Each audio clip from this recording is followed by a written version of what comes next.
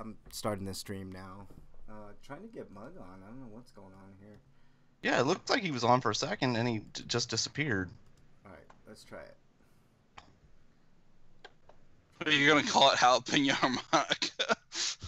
What? Oh, you're posting an old episode number. Where? Yeah, it must I be see an that too. automatic tweet. What? Yeah, it's post episode 453. We're up to 457, aren't we? Wait, hang on. YouTube. Oh, because that comes from YouTube. Hang on, let me. God damn you, YouTube! Hang on. I'd almost want to talk about the Black Powerpuff Girl episode, but I didn't even watch it. Also, I know that was a bad idea as soon as I heard her voice. Not that she's black. It's the fact that they stereotype the hell out of Oh her. no, she's ghetto, isn't she? No, not entirely, but sort of. Okay, yeah. Damn it, I hate when they do shit like that. Not It's only like that, but it's corrupted by him and becomes basically a version of him with her head, which is just awful looking. That is Like, weird. Just redesigned our character. MXT's in the YouTube. Yeah, I've chat. avoided the new Powerpuff Girls. We haven't started yet. Avoided it. As an episode where one of the writers inserted itself in the show in cartoon form and wanted to date one of the Powerpuff Girls. I am glad I am staying fucking way clear of that They're show. little girls. Yes, I'm very glad. Just like this new character was. I'm very glad I'm staying. Even still, like, I don't want some old-ass man trying to date a teenager either. Like, fuck. At least that would be illegal in certain countries, Bo, is what I'm saying. Oh, some states, too. What? Why can't I get Mug Depending on the age, I guess. I don't know, because you're Frank. That's why you can't do it. You suck. You suck. Oh, there. I don't know if you've been watching Super lately, Break, but Yes, they're trying to make it edgier more than the dub's trying to make it the show more edgier and for adults, even though that's totally not the case. It's a show for children. It's always been a show. Hey, for Mug, children. do we have you on? Do we have you on? Inserting words like ass and shit. And Yeah, I mean, well, that's what they've been trying to do, because Dragon Ball... That's like the 11 o'clock stream. Like, I'm pretty sure the 8 o'clock stream doesn't do that. Hey, Mr. Satan's probably still Hercule there. do we have Mug on the line? I don't know which one I take. I'm here. Okay. I gotta go back and check and see which one I Like take. what it's doing with Super. All right, guys. I'm not sure if I see the edited one or not, because the one I see, they call him Mr. Satan, but I'm not sure if I take the 8 o'clock or 11 o'clock. It's 11 o'clock. It's probably the adult version. Yeah. Extra swearing that doesn't need to be there. Well, I get part of why they're doing that, because the series doesn't really have a lot of kid fans anymore. It's like, it's kind of like the old, But it's more than just that, though. It's like they've changed complete aspects of Goku's character and such. All right, you guys ready to go? Yeah, I'm ready. All right, you guys ready? I guess. I guess.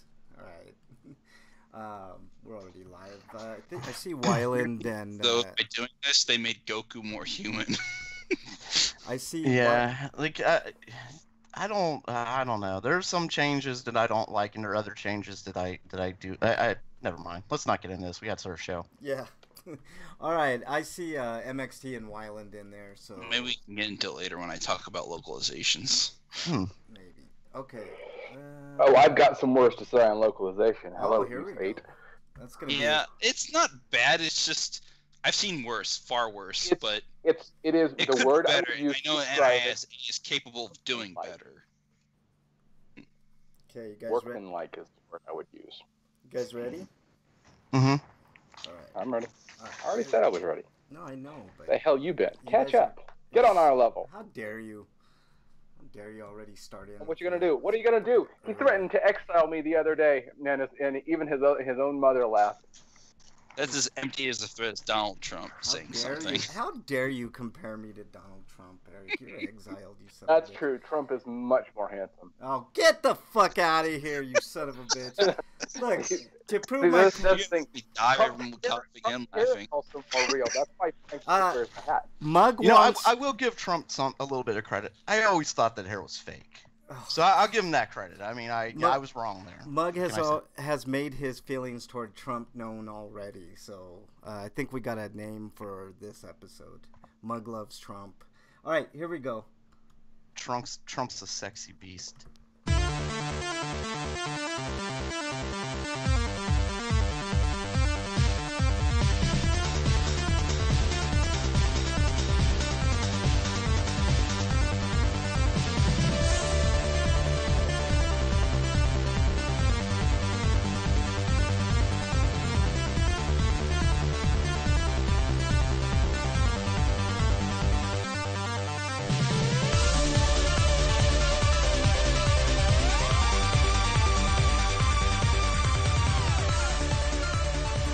And welcome, everybody, to episode 457 of RPGrinders. I'm your host, Frank Branches, alongside my trusty cohorts, Eric the Great, Breakman the Bold, and the Frosty One himself. The Mug is back. What is up, gentlemen?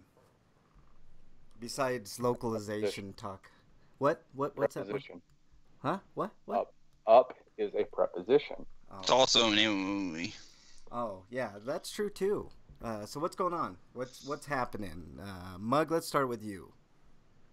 I'm here. He's here. That's all a you're good getting. thing. That's all you're getting. Okay, that's all I'm getting. What about you, Eric? How was your week, man? It was all right. It was hot though. Yeah, well, it's cooler here. Well, it's hot in the workplace. So I gotcha. I can't wait till it gets colder so that it gets cooler in the workplace as a result. Yeah. And I can actually wear jeans again. I love working in an office during the spring and fall around here when it's when it's cold in the morning and they bump up the furnace all morning, and then by the time it's warm in the building, like it's getting warm outside, so it starts getting hot inside too. You're like, fuck, Yeah. can't win. Yeah.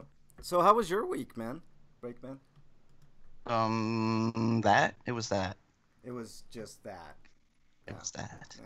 It was a week. It was a week. It was a week. Yeah, exactly.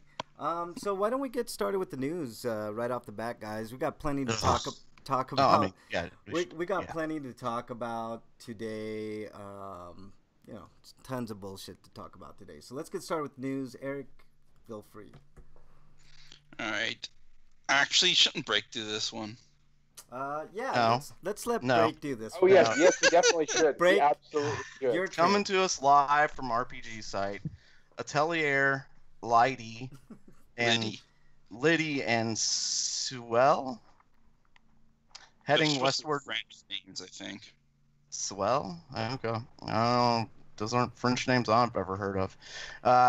Koei Tecmo has announced that Atelier, Liddy, and Suel, alchemists of the mysterious paintings. I like that title better. Why don't you make it that? Alchemists of mysterious paintings. It's kind of a Those are nice subtitles. I don't care. They don't need that teller thing. How would we know it's an You can drop that name. Shut up, Frank. Nobody asked you. I've had it too long. I can't drop it anymore. Like that's the that should be the new title of all games. Should be like video games should just be named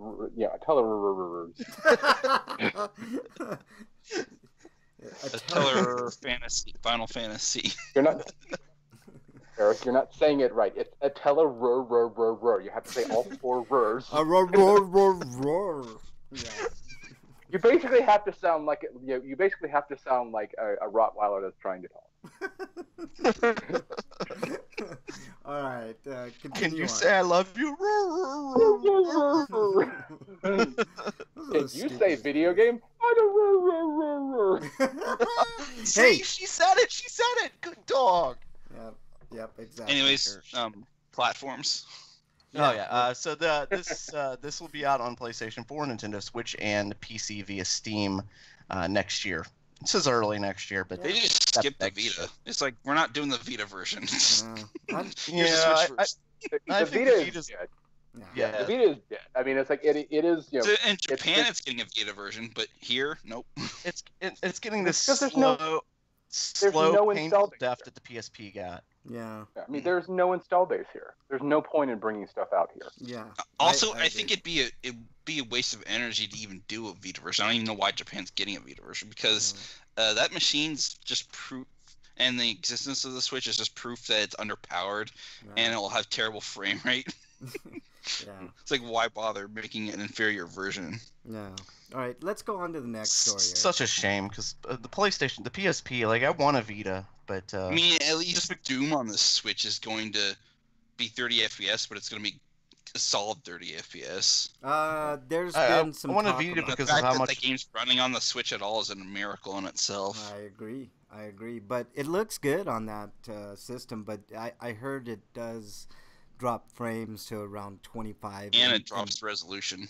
Yeah, in only specific parts, but still, the fact that it runs is amazing. And the multiplayer's separate, which is fine, since I don't find myself playing a multiplayer in Doom. Yeah.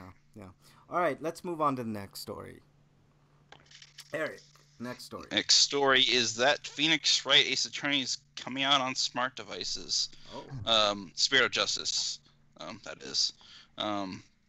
Ace Attorney 6 is set in the kingdom of in the origin of the Korean channeling technique, which is used by the Face Sisters in previous games.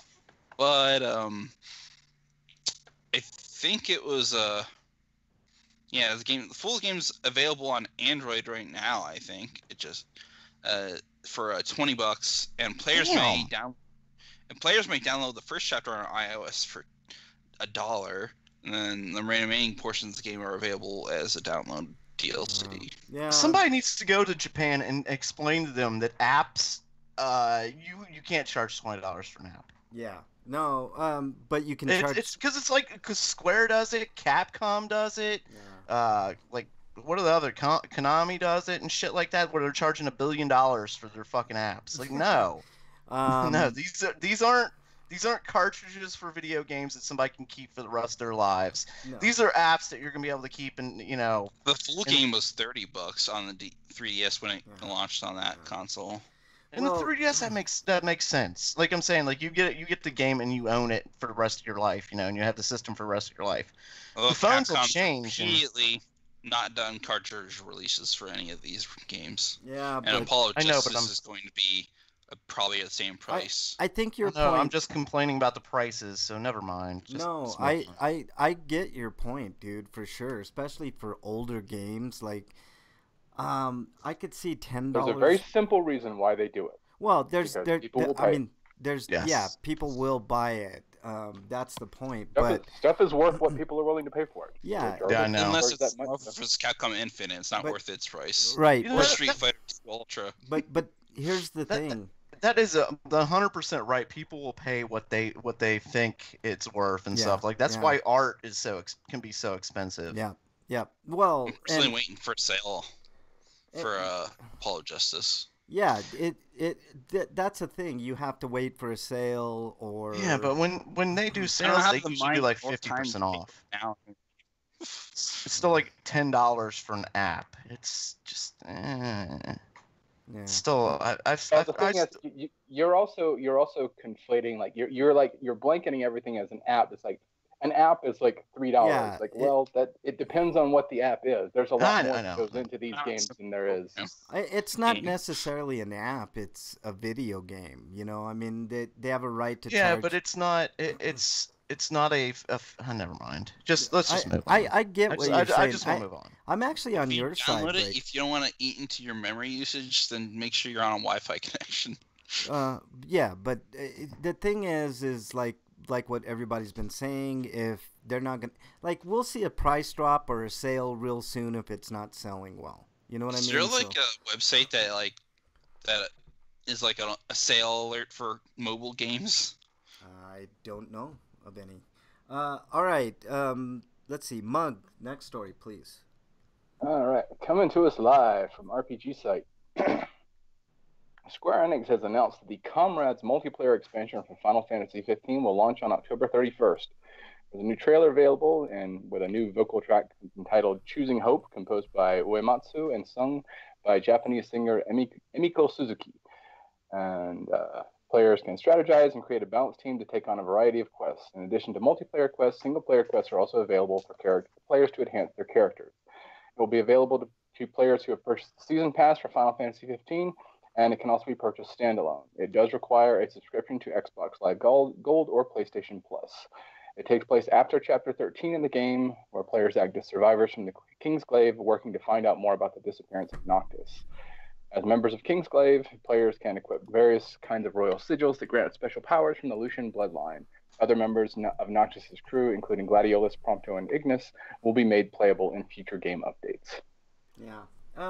And speaking of which, they're gonna keep doing updates through 2018, so I'm gonna keep it going for a while. Did it say what it's gonna be? Is it just gonna be the same gameplay as Final Fantasy 15, or is it gonna be different? I read all the information that it gave, so you probably have to watch the trailer. Sounds like it's gonna be like Secret of Mana, where other people will be able to play as the other characters. Yeah.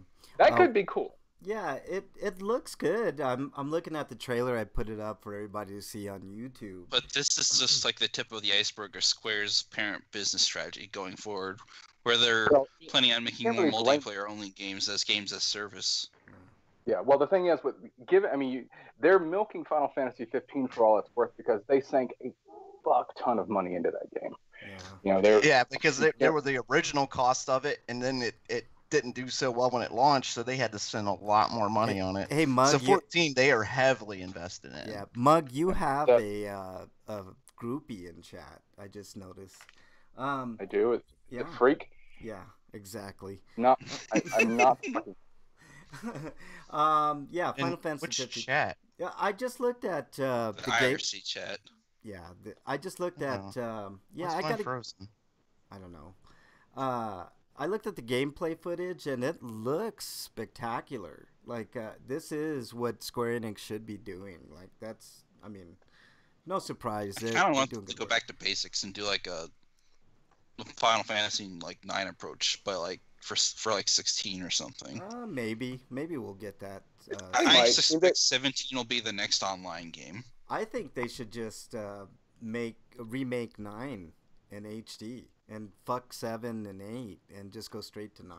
That's what I would do. But it would be nice if they still had the and one thing I really don't get is if they still had the all the files and everything for the renders that they did for the PlayStation games. Mm-hmm. If you could convert that into real-time 3D, which I'm certain that at this point, the hardware could handle that in real time, but even so, touching on the next story, about Final Fantasy 9, you have to wonder why didn't they do any re-renders of all this stuff? Unless they lost everything, it shouldn't take much to just render it at a higher resolution. I totally agree with that. So go ahead and do. I'm also wondering why they didn't even do 8 before they did 9, because they did 7 and then they went straight to 9. Because 9 is better. Go ahead. I know 9 is better. 9 is my favorite game in this series, but I do love 8. I bet it's based on a lot of it's based on what sold the most and well, no, what sold the most at the time and what fans are begging for. Yeah. All right. Because they did finally cave on the whole Final Fantasy VII thing, because they probably got tired of hearing about it. For fuck's sake, okay, here, we'll make it if you leave us the fuck alone. No.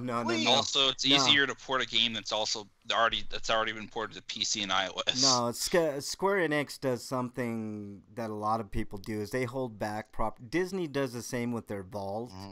They hold things back until the peak of where people really ravenously want that game, and then they announce something, and it's called good business. Yeah, it's called good business. That's all it is. That's whoa. You can't compare Square Enix and Disney and say good business between compare Disney to the Squenix and all the mistakes they have made. Well, the thing is, Disney has made good business. They obviously they made some mistakes too. Square has made plenty of mistakes, but they've also releasing stuff when the market seems most ripe for it. Square's pretty good at that. Yeah. Even their objectively bad games like Final Fantasy 13 still do really well. Yeah.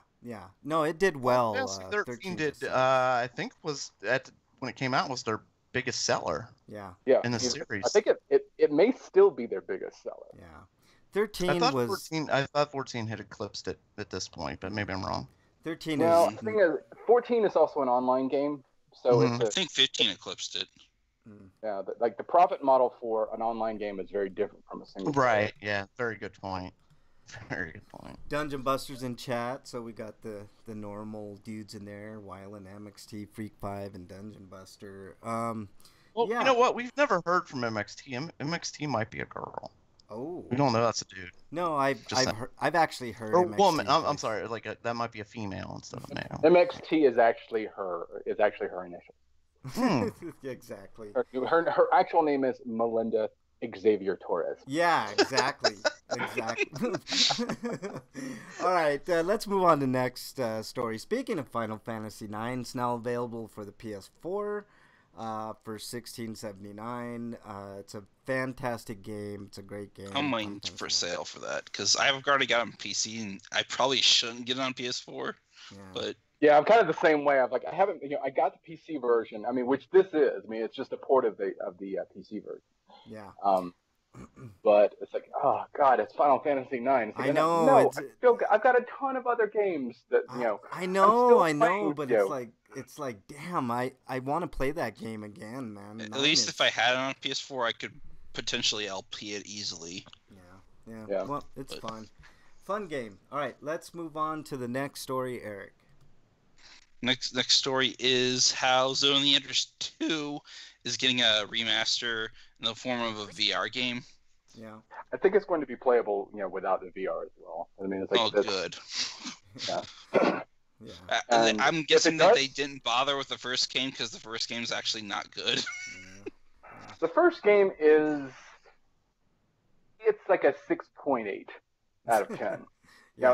It's not terrible, but it's just like it feels more like a proof of concept. Whereas Zone of the Enders, the second runner, aka Anubis, is in my opinion one of the best action games ever made. Yeah, I feel like this is a way of not only getting around the fact that you can't play PS3 games on the PS4, but also because they want to include VR into it, so why not? What is the next gen of surround sound? 7.1 or what's the latest? Because I'm looking at the video. Support too, so yay. 7.2. 7.1, as far as I know, has been the standard for some years now. Yeah. I mean, like you can only put so many speakers up.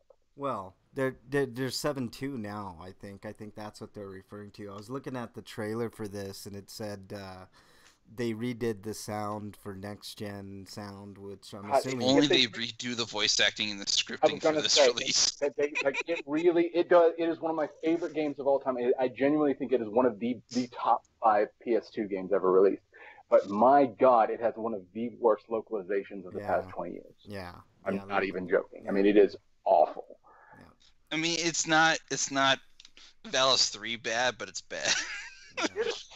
It's pretty close. The thing is, there's one of the little, my Japanese is pretty good. It's not, I'm not fluent, but when I can listen to an English line and I know exactly what the line was in Japanese, that's a bad translation. Yeah. Like there's a bit toward, in like the final third of the game where the character Ken uses this wisp thing and grabs Jehuti and pulls it close to her. And the line that he says to her is, like they're like the two mechs are like face to face, and he goes, "You use weird things." Now, the actual line in Japanese, and I don't know it specifically because I haven't heard it in Japanese, but it's like "henna mono o tsukeyagatte," literally means you use weird things. But there's this that the way that it's said in Japanese, it's meant to imply exasperation. You and your freaking tricks. Now, you and your freaking weird gimmicks and gizmos and all this shit. Yeah. That's the mode, the tone that it's trying to put across. And it's like and oh god, like the big battle stage, which is amazing. And holy crap, it's intimidating the first time you see it. But it's just like there's all these people calling out for help. It's like the body is damaged. It's gonna, I'm gonna die. It's so bad. It's really bad. Yeah. The game. I love the game. It has an amazing soundtrack. Yeah. It plays amazingly well. It is like just buttery smooth at all times. god, that's great. Yeah.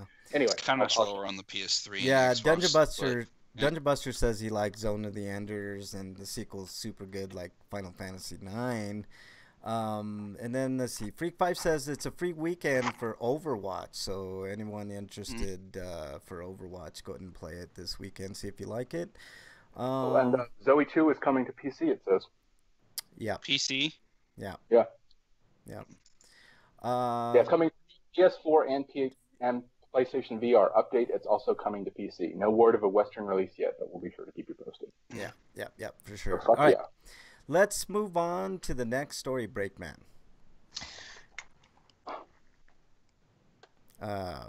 Sorry, I had to clear my throat. Coming to us live from Matsu. Inside coming to Switch and iOS. I didn't realize Inside was the name of it. Inside, the latest game from Limbo developer Playdead, is coming to Switch and iOS.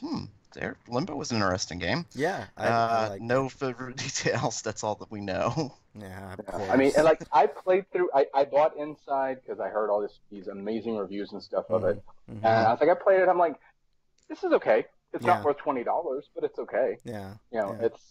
it's it looks really nice. It has like that this weird like minimalistic sort of look. I mean, it's like it's the tone and everything. It's a very moody game, but something about it just doesn't feel quite right. It's like in the end, you're like, okay, yes, but what was the point? Yeah. Mm. I like Limbo quite That's a bit. a rousing so, review. I can't know. wait to go out and get it now. I probably would play it If on you can get it for Switch. $10, get it. It is worth $10. It's not worth $20. I'd get it on Switch just to have something to play on the Switch. Play it portable. Because I don't think Inside has a Vita port, does it? Yeah. I don't believe so. It's It's also If it it's did, also probably a great, run terribly. yeah. It is. I don't know. Actually, the Inside would probably run just fine, but it's also a very short game, Yeah. like 3 or 4 hours. Oh shit, yeah. Freak 5 says Spring Break DLC was released for Friday the 13th, so if digital boobs and butts are your thing, you can jerk off to the counselors in their swimwear. Yeah, duh. Who doesn't jerk off to that kind of stuff? In that game. Oh man, remember the PlayStation the original when they had that like those triangle boobs for Lara Croft? Oh my god. Oh yes. That was the hottest thing. Oh man, and then they had the Playboy the game. I fucking love that game. The game was so funny. It was so stupid. I never it even... was one of those games that was so bad. Wait. BMX Triple X. Oh god, that was even worse. Another one of those games that was so bad it was good. Yeah, like, this yeah. is fucking terrible. I used to play the shit out of Triple like X. Troll 2 of video games. You know, of all things, I played Triple X on the GameCube, I think, which is weird playing Triple X BMX on the GameCube. But yeah, I remember when that was the thing. Like, with that game, wasn't it originally going to be like a Dave Mirra game, and then it was just like they lost the license, Yep. and then it became Triple X. Nobody's going to buy this without dude's name on it, so Yeah. let's just put some boobs and Yeah, or like the guy game, yeah. which was actually. Did you guys? I'm getting off track, but like that game actually caused like a lot of legal hassles Oh, for yeah. the developers because Oh yeah. apparently the game got taken off of shelves because it turns out that some of the girls who exposed themselves were underage. Oh my goodness. Ooh. Yeah, I remember that. That was. So yeah, like it got yanked from all storefronts, like Yeah. physical. I don't think since it was I think it was categorized as AO, because of all the nudity, but I so it actually never got a physical retail release, but nobody would carry it. I have that game somewhere. It's a Xbox game that I have. So technically, you own child porn. No, and Actually, technically you do. technically yes, but If the FBI comes into your house, they will report that they found child porn. Yeah, Oh, it boy. is. It was like it was removed from shelves because technically, legally, yes, it's some of it's child porn. oh boy, whatever. But Frank owns child porn. I think that should be the name of the how show. dare you? How dare you? Yeah, that is the title of this episode. Frank owns child How porn. dare you? No, don't do that, man. I'll have the FBI at my fucking door, man. No, I'm good, man. I have enough cop stories. See, the thing is, actually, this is true because since we're both in the same house, and like confiscate everything. I don't want that to happen. Yeah, I don't give a shit about Frank's stuff. Yeah. I mean, well, it's not like I have a ton of stuff anyway. It's so true. go They'll ahead. investigate the fuck out of you just for knowing him. Well, you guys are guilty by association, so there you go. All right, let's move on to the next story. This last show I'll be going because now that I know that, I want nothing to do with this. Let's move on to the next story and let's. Guess what? I'm exiling myself. You guys have a nice life. let's not get ourselves into trouble just yet, guys. Let's move on to the next story. From Silicon Era, card-based steampunk RPG Trulon and the Puppet Master. I mean, oh no, that's Toulon. I'm sorry. Never mind. It's the Shadow Engine. It's coming to the PS4. What's not actually known about this is that Trulon, it is actually the landscaping service that is, that handled everything on the set of True Lies. Wah, wah. Card-based RPG, that's enough for me to not play it. It's now on the PS4. So you'll I think we should run with this for a second. It's like this: Trulon, the Shadow Engine, the Shadow Engine, not the Shadow Empire. Yeah. But it's coming to PS4 or whatever. It's a card-based RPG, and moving on. Yeah, it's a card-based game. Moving on. Yeah. Holy crap! This game looks amazing. This is gonna be the best game. It's a card-based RPG, and now I don't give a shit anymore. Yep. Moving on. Get all excited. Yeah. That would be the best. Yeah, the author of best game review ever. Put that on the box. There we go. And it's soon discovered that Marvel Puzzle Quest is soon becoming a card-based RPG. Frank will never play another game again. No, you know what's becoming a turn-based card game RPG is Out of the Chute. They call it Out of the Chute 2, Moving On. So that's the name of that game. Wasn't it like a bull riding game? Yes. We have a long love for Out of the Chute on this show. So, yeah. I don't recall that one ever being brought up. Holy crap! I remember that game exists. I've never seen footage of it or anything. It's the greatest game ever made, man. It's the best. It's better than Superman 64 or Quest 64. It is. It's a different genre, but it's definitely something, I will say. Let's see. So yeah, it's just it's written by Jack Koch, the author of Shadowrun and the creator of Coke. No, I'm just kidding. Shadowrun series, the Dragon Heart Saga. So there you go. Next story, Eric.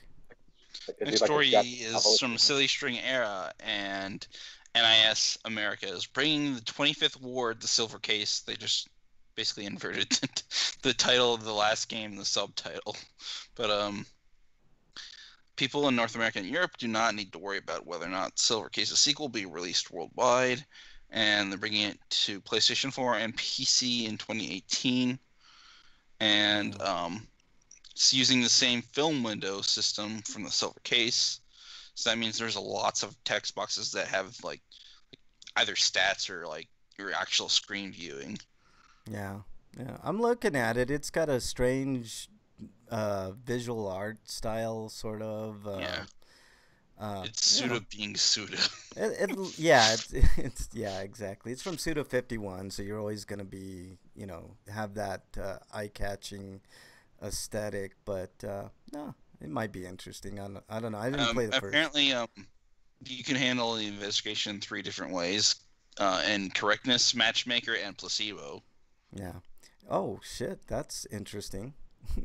Let's see, who was it? Wyland says DSP is going to be playing some Marvel vs. Capcom, I believe. That'd be interesting to see how much he bitches about the lag and how everybody else sucks, but he's the best. But we'll see. All right, next story, Breakman. Oh, I wasn't paying attention. What happened? I'm not sure if this is the right one or not. So, coming to us live from Silicon Era, NIS America bringing the 25th Ward, the Silver Case West. We just did it. Next story. Sorry. Okay. Coming to us live from Silicon Era, Action RPG's Way, I'm sorry. I was in chat and I was really into it. And I just Yeah, sure. Action RPG Zwei. way. Zwei. Zwei. Zwei. Zwei, It's German. like It's a V. Zwei. Like Zwei. it's pronounced V. It's ZV, like AI, Zwei. Zwei. Yeah. Zwei. The Ilverd insurrection has been delayed until fall. Wow. How dare you Well, mispronounce it's fall now, something. but I'm gonna assume they mean sometime before December. Yeah. Yeah. What's funny is the title of that, because it's actually actually Zwei 2. So which is why they did the Ilvard insurrection, so that when you abbreviate it, it's Zwei II. So it's Zwei 2. I'm like, that's kind of clever. I'm wondering why they didn't bother with the first game. I'm waiting for the third one. I don't think the first one's on any current hardware. Yeah. I'm waiting for the third one. Zwei. Fuck it. Never mind. Move on. What else? Okay. This game features a standalone narrative and follows the story of treasure hunting pilot Ragna Valentine and vampire princess Alwyn du Moonbria. Oh, say that 3 times fast. I know what I was who are bound by a blood contractor by a blood contract after Alwyn saves Ragna's life. The two then set off on a journey to recover Alwyn's stolen magic and castle. Oh. Yeah. I'm still waiting for Zwei versus Zwei. That's what I'm waiting for. But all right. Black and white, yeah. The black Zwei versus the white Zwei. Yeah, exactly. Oh look, we got somebody else in the YouTube chat. Says Crazy Jane's in there. She typed in Dre. I have no idea what that means. Drei. The thing is, it's 1, 2, 3 in German. It's ein, zwei, drei. Ein, zwei, drei. Okay. But like I said, I'm still waiting for Zwei versus Zwei, the black and white edition. So we heard you the first time. We just pretended we didn't. I know. All right, let's move on. Experience not wholly unfamiliar to Frank there. Yeah, exactly. Let's move on to the next story. Let's go with you, Mug. Smart All right, ass. coming to us live from the state which must not be named, even though Eric already did it. Yeah, exactly. Clock Tower creator Hifumi Kono is working on DMM's first PS4 exclusive title, announced at TGS 2017, called Demeritocracy, or the Two Faces of... Oh, no, actually, this is the whole title, and I kind of love it. Demeritocracy, which is a cool term in and of itself. Or it's Demeritocracy, or the Two Faces of Arius Ruth. Like, that's actually... I don't usually like wordy titles, but I have to admit that one's pretty good. It's like Birdman or the... something of ignorance. I can't remember what it started with. Melancholy of Ignorance. Okay. Demeritocracy, or the Two Faces of Arius Ruth, is described as a Machiavellian adventure game that features a dark hero protagonist who works from the shadows. The game won't have you simply read text and progress, but will have you gather intel, stifle with people and organizations. Maybe it means interfere. In a rather different kind of adventure game. The game's director and scenario writer is none other than Hifumi Kono from Shade, best known as the creator of the Clock Tower series. Joining him is Arko Wada, who worked as an artist on several Fate games, with the most recent one being her role as the character artist for Fate/Extella.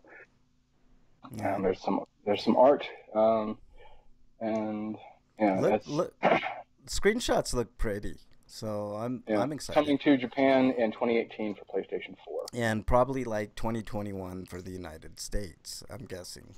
The last comment on the page says, that's one of the most androgynous character designs I've ever seen. And given that it's anime, that's really saying something. All right, now I have to look at the character. Okay. I have to look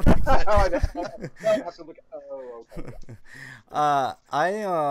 I'm interested in this. Clock Tower was pretty fun. That was the game where you're what was it? Clock Tower 3, where you're running around from the multiple monsters. Different things that are trying to kill you. Yeah, and you can't attack. It basically had the same kind of feel in a third person as what's its name did, that one first person game.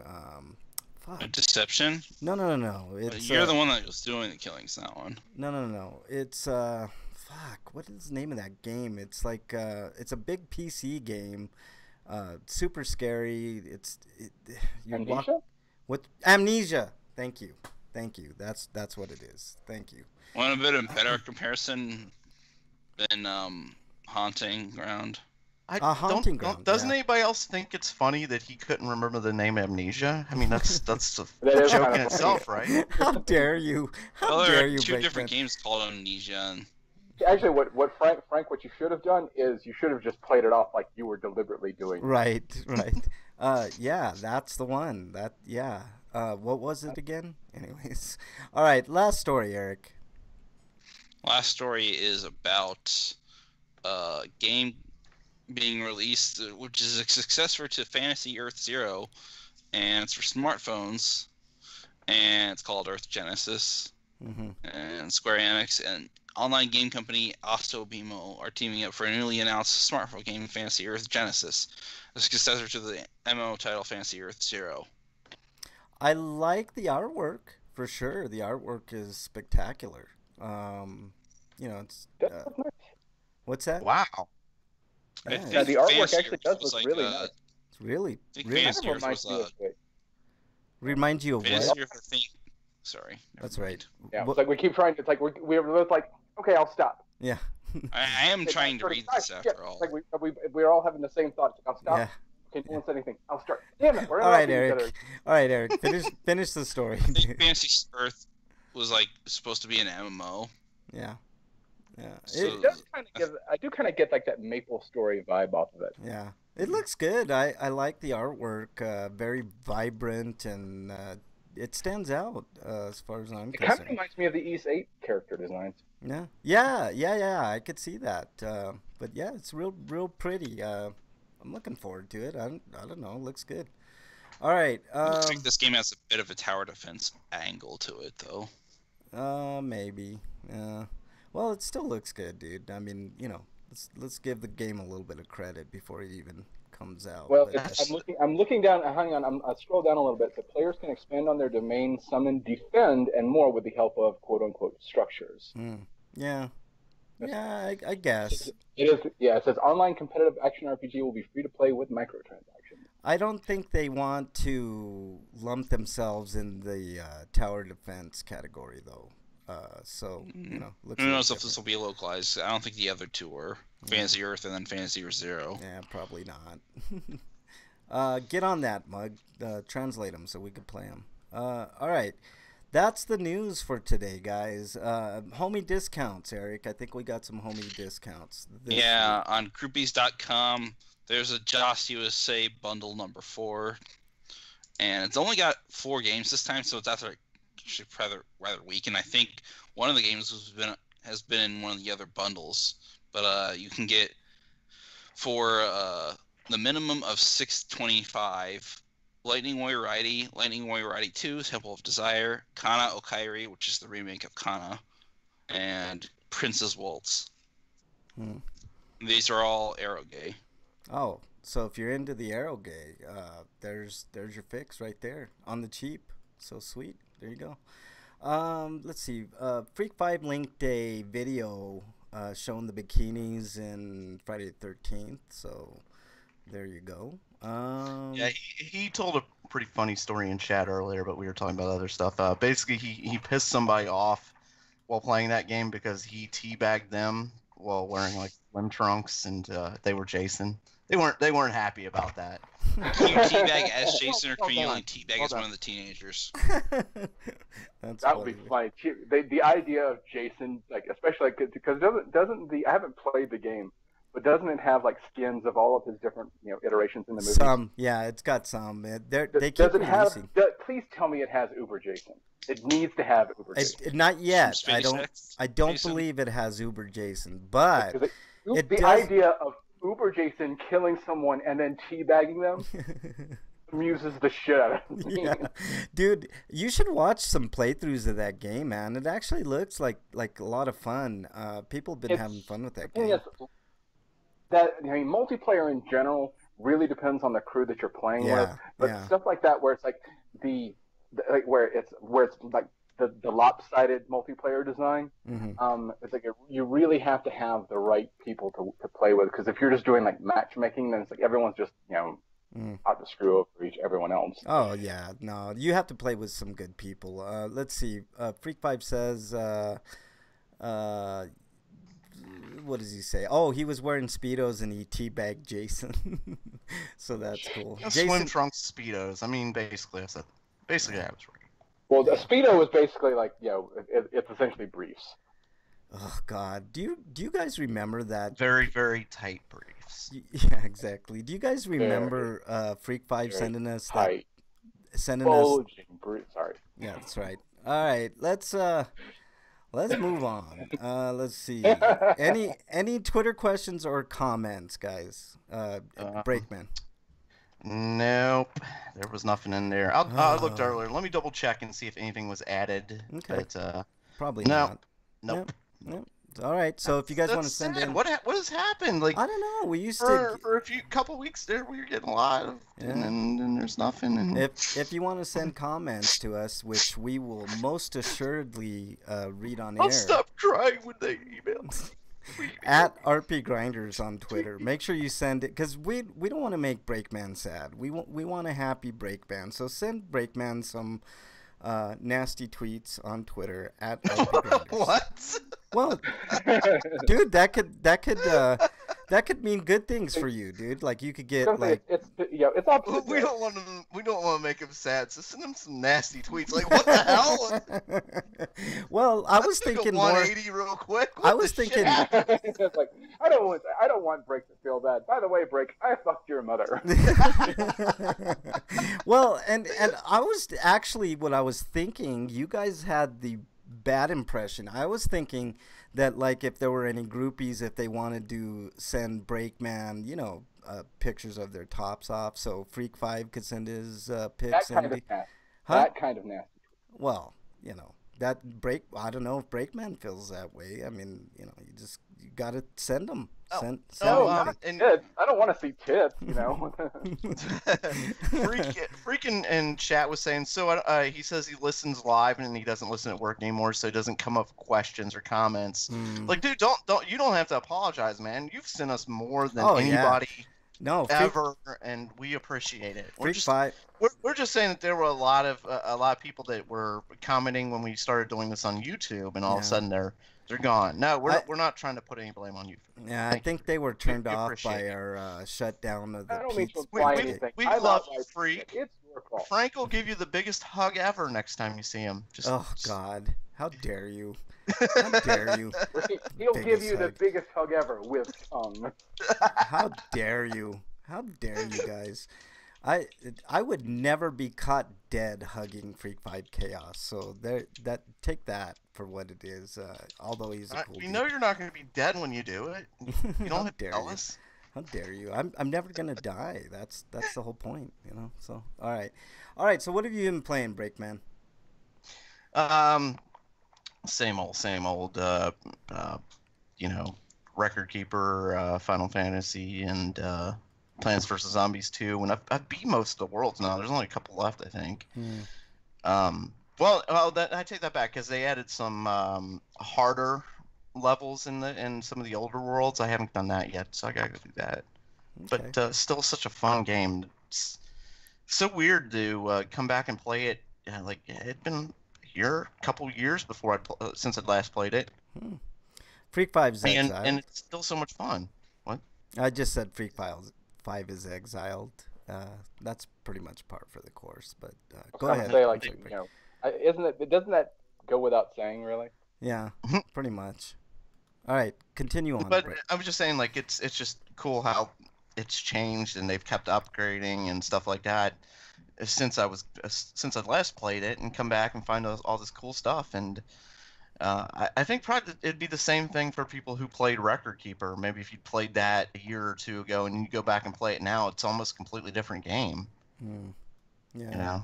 But still, it's still a lot of fun, and So those and Fallout, and I'm down to 2 DLC packs now. Ooh, so you're getting down to the so I might be done in a couple months. Yeah. With this game finally. I know, I might have done almost everything you can do. That's actually really cool that you got that much gameplay out of that game, dude. I mean, it's already a big game,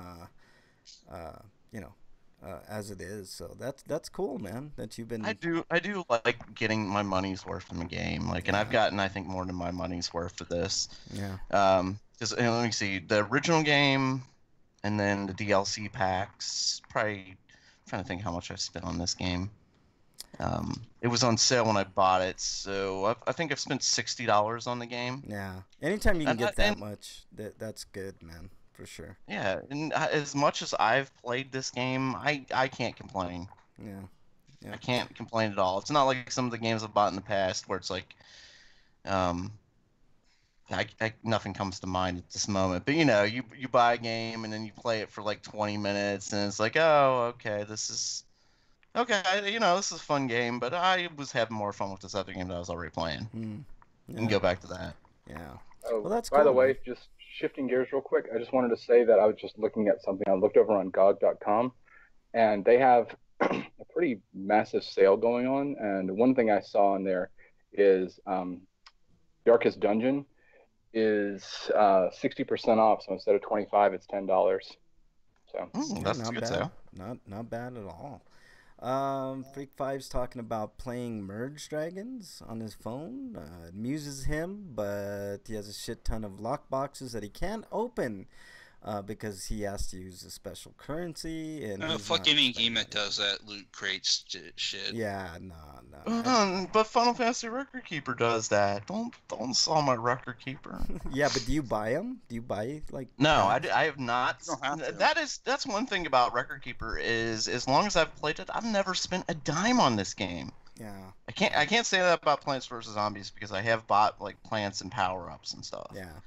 When they put them on sale for $1, I'm like, okay, I'll buy that. Like the amount of time that I've been playing Marvel Puzzle Quest has been worth it for me. So it was about a year ago I bought like $20 worth of stuff, and I've definitely got. Yeah, like I kind of feel as much as I've played Record Keeper, like I should buy something just because. Like I've played so much of the game. Here's some money, here, just take it. You know what I'm gonna do? I'm gonna just leave $20 right here on my nightstand, and I'm gonna walk away. Yeah. I'm not gonna look back. So if it disappeared, it just happened. Yeah. All right, Mug, what have you been playing? I have been playing. Well, I I was playing E7 on PC for a little while. I got distracted. I was playing some playthrough. There was a sale on the that Biohazard bundle thing for the Prototype 1 and 2 on PS4, and there was a whole thing when they first came out about what shitty ports they were, and apparently the Xbox One version was really really bad. But the PS4 versions, they run pretty much exactly like the PS3 versions, so they stay pretty steady, 30 frames per second, and they're 1080p. That's the one thing that's different about them. And so I just finished the second one yesterday, and I've also been playing Metroid: Samus Returns and Ys 8: Lacrimosa of Dana. Nice. Any thoughts, impressions so far, or you want to wait? Hold off? Well, I mean, I've only put I'm about 45% of the way through Metroid, and so far, I mean, I'm enjoying it. It's Metroid. I mean, it's like I don't know what more you want. And I've seen some people complaining about like the melee counter system and everything. Brother. I think it works just fine. Yeah. I mean, it's like it's a unique addition. Can see where people would be like, that's kind of odd. And the game is harder than the average Metroid. Certainly harder than Super Metroid.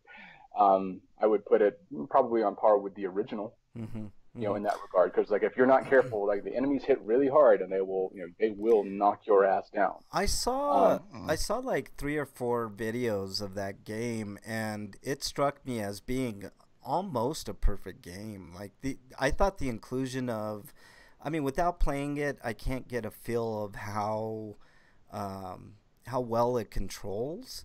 But controls extremely well. Well, then then if I were to play it, I probably would give that game a perfect score, because it's one of those games where if you get that simple mechanic down, the melee mechanic, you can pretty much cut down the effectiveness of almost anything. So I mean, my initial impressions from seeing it on not even how I should be seeing it, I think it looks fantastic. So I think I it's mean, it's fun structurally. It's Mhm. a little weird. I mean, but like it's limited by the fact that it is a remake of Metroid 2, which was made with the limitations of the Game Boy in mind. Mhm. Mhm. The fact that you're out to exterminate stuff, and so it means you're hitting it's kind of a you're exploring your way through a boss rush.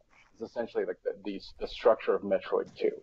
Mhm. It's and what's interesting, what I'm kind of waiting to see is like, in the end, will I prefer Metroid, Samus Returns or AMR. AM2? Yeah, AM2R. Yeah.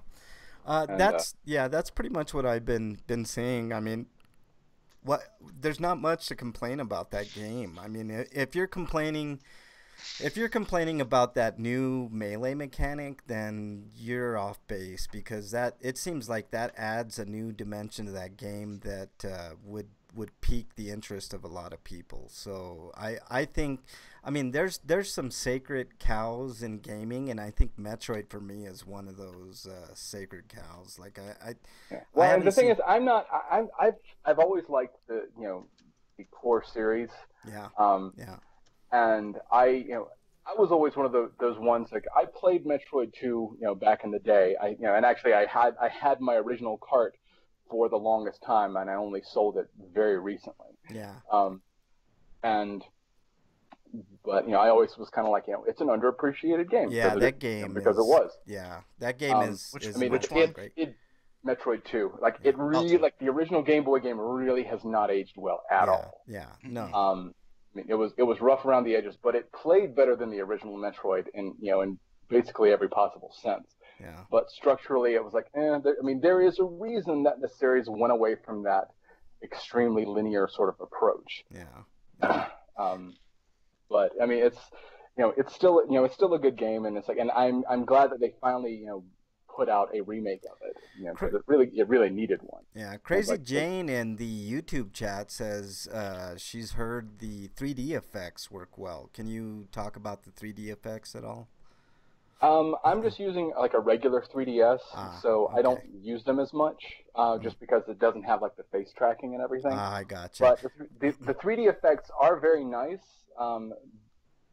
They're some of the better looking 3D that I've seen on the system, but it's not like, say, A Link Between Worlds, where the 3D can actually be beneficial to the gameplay. It's I just got you. aesthetic.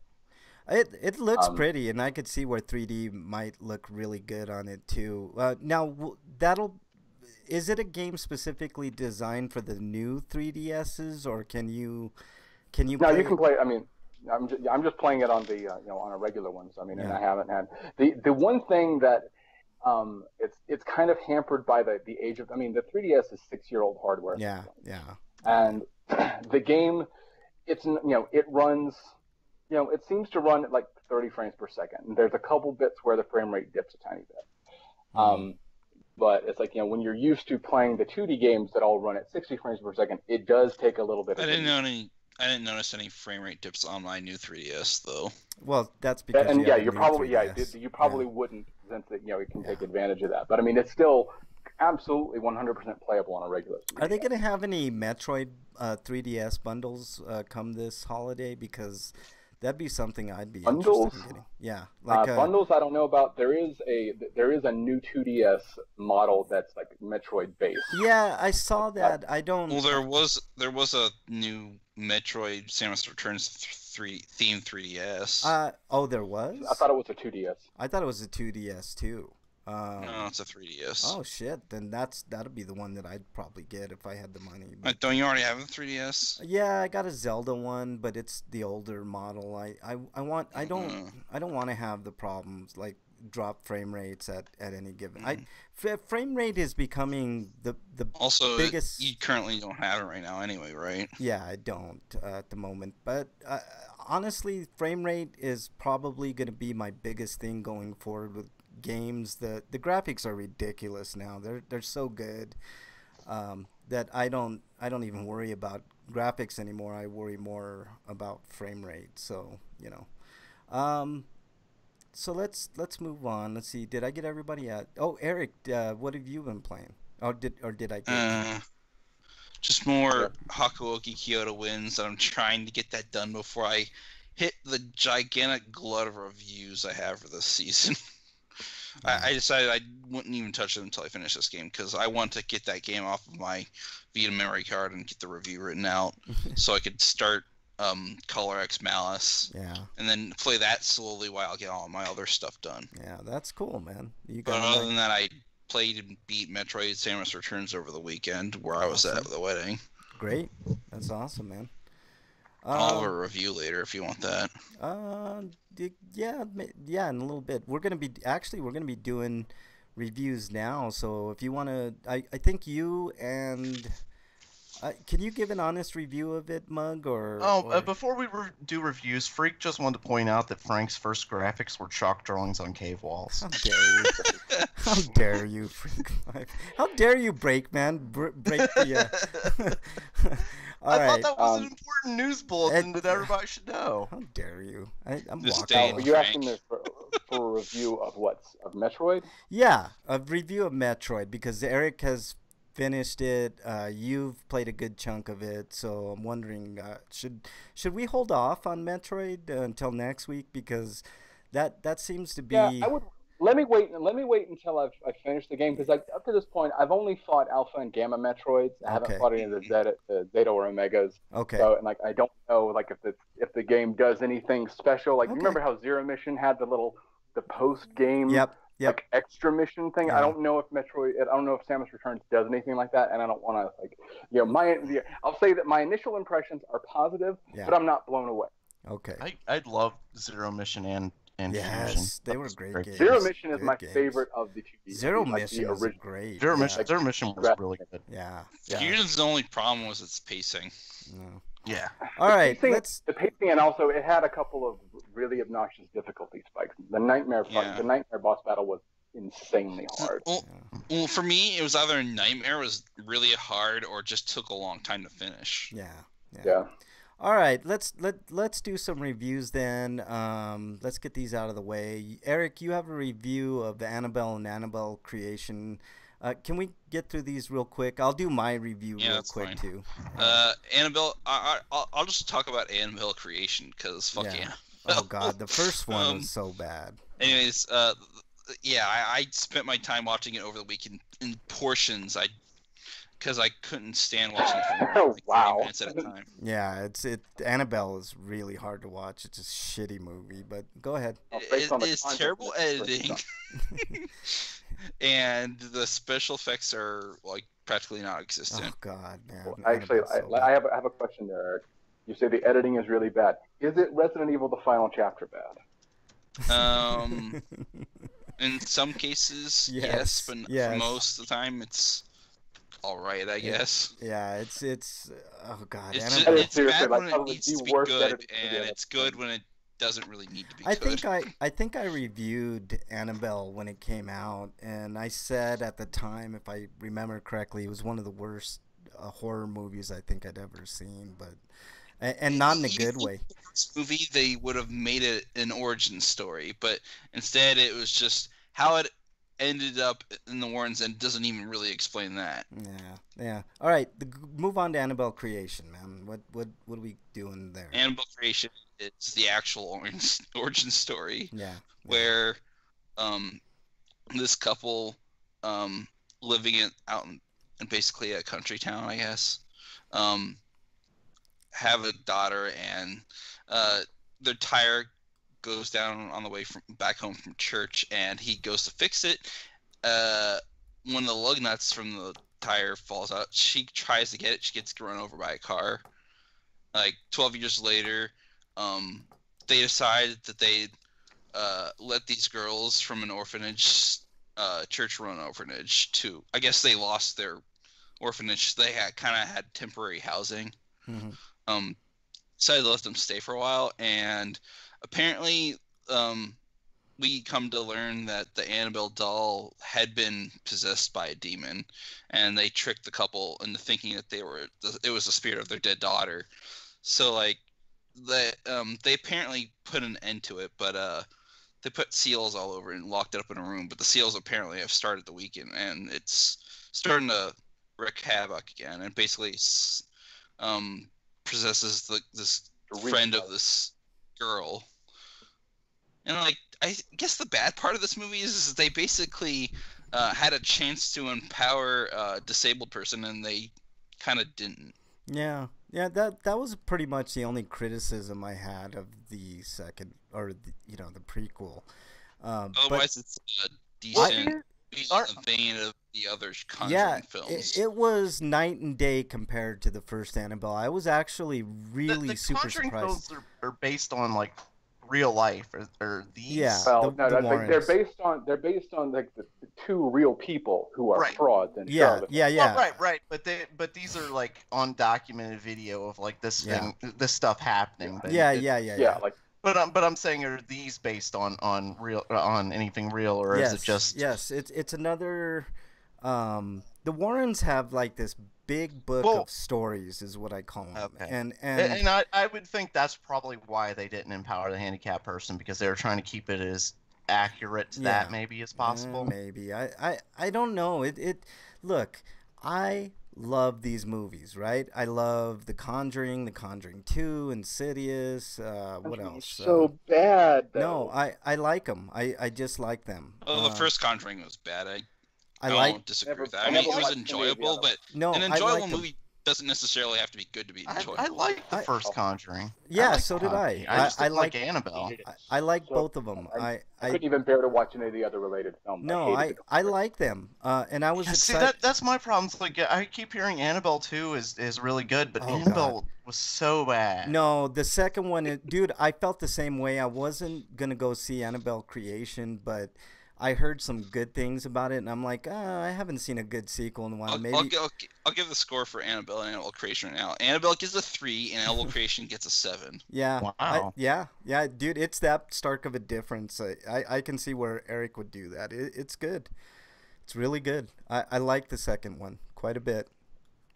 It was as good as an improvement a sequel has ever done, in my opinion, and that's, So it takes place in the 40s, so it's like period. Well, actually, no. By the time the movie actually takes place, after dispensing with the backstory, it's actually like early 60s, I guess. Yeah. No, it's a good movie. I highly recommend, if you haven't seen it, Breakman, watch it, because it's night and day over the first one. It's a lot better.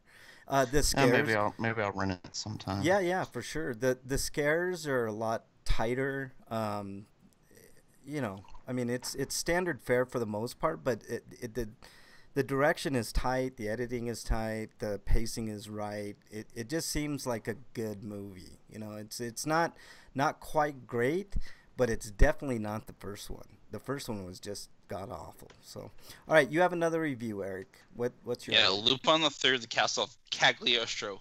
See, I own this movie on DVD, the manga entertainment release. But I hadn't actually watched it until I saw it in the theaters. And I'm good to say right now that I think it's probably due to licensing issues, but they couldn't use the manga entertainment's dub. So they used the Streamline Pictures dub, which is awful, because they decided, out of all of the Japanese names that exist in this film, let's see, Zenigata, Jigen, and Goemon, and Fujiko, the one Western name, Lupin, is transliterated as the wolf. So they kept referring to him as the wolf or wolf. Why? I don't know. It seems okay, but all right. The G is silent, by the way. Yeah. So, anyways, this movie is it's actually Hayao Miyazaki's first directorial debut. Yeah. So it's the first movie he's ever done. But it's about how he returns to this castle that he once tried to steal from in the past, but was chased off because the security was too tight. And he just happens upon it by coincidence, because they happen to be in the area. And this is all precipitated by a girl being chased by some of the people of the castle, because the idea is that this guy is trying to marry her in order to get access to the ring she has, which they can use to get into the holds of the castle to look for the treasure that's buried within it. But he decides to try his hand again, and it's basically just a big caper there. And even for the time that the movie was released, there's lots of good camera angle shots and decent animation. 79. So I'm just giving you context there. So I guess for 79, it was hard to do that kind of stuff. Yeah. But I do not like the Streamline Pictures dub. It's dry at times. Yeah. And the whole wolf thing bothers me. But the dub for Manga Entertainment's slightly better, but they decided to make it edgier by having them swear a lot more. I haven't even watched the entire thing. I just watched 37 minutes of it just to get an idea of where it was going and who all the voice actors were. Dungeon Buster says it's a fun watch. Spielberg was said to be inspired by the card chase scene. So, but anyways, the transfer in the movie theater was actually really well done. So it's actually the second remaster of the film, because the DVD I have is a remaster of that. But it was made back in the old days of DVDs when DVDs were not double layered and didn't have art on the front of the disc. Yeah.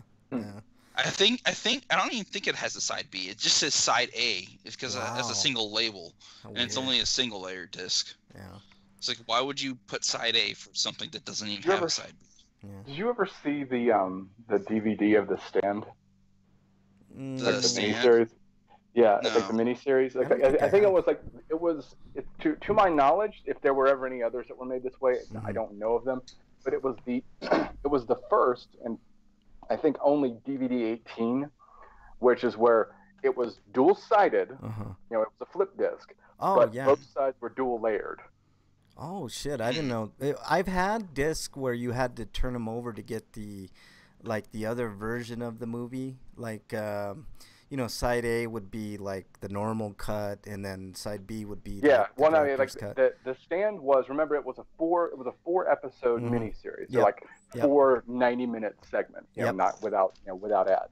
Yep. So like the DVD was manufactured such that you got the entire thing on one disc. You just had to flip it. Which was pretty impressive for the time. But I mean, granted, it was the miniseries of The Stand, which wasn't fantastic. No, it wasn't great. I was disappointed in The Stand, but anyways, I'm looking forward to getting the Blu-ray of this and selling my DVD. But I'm wondering if they'll have a second dub track that includes Manga Entertainment's dub.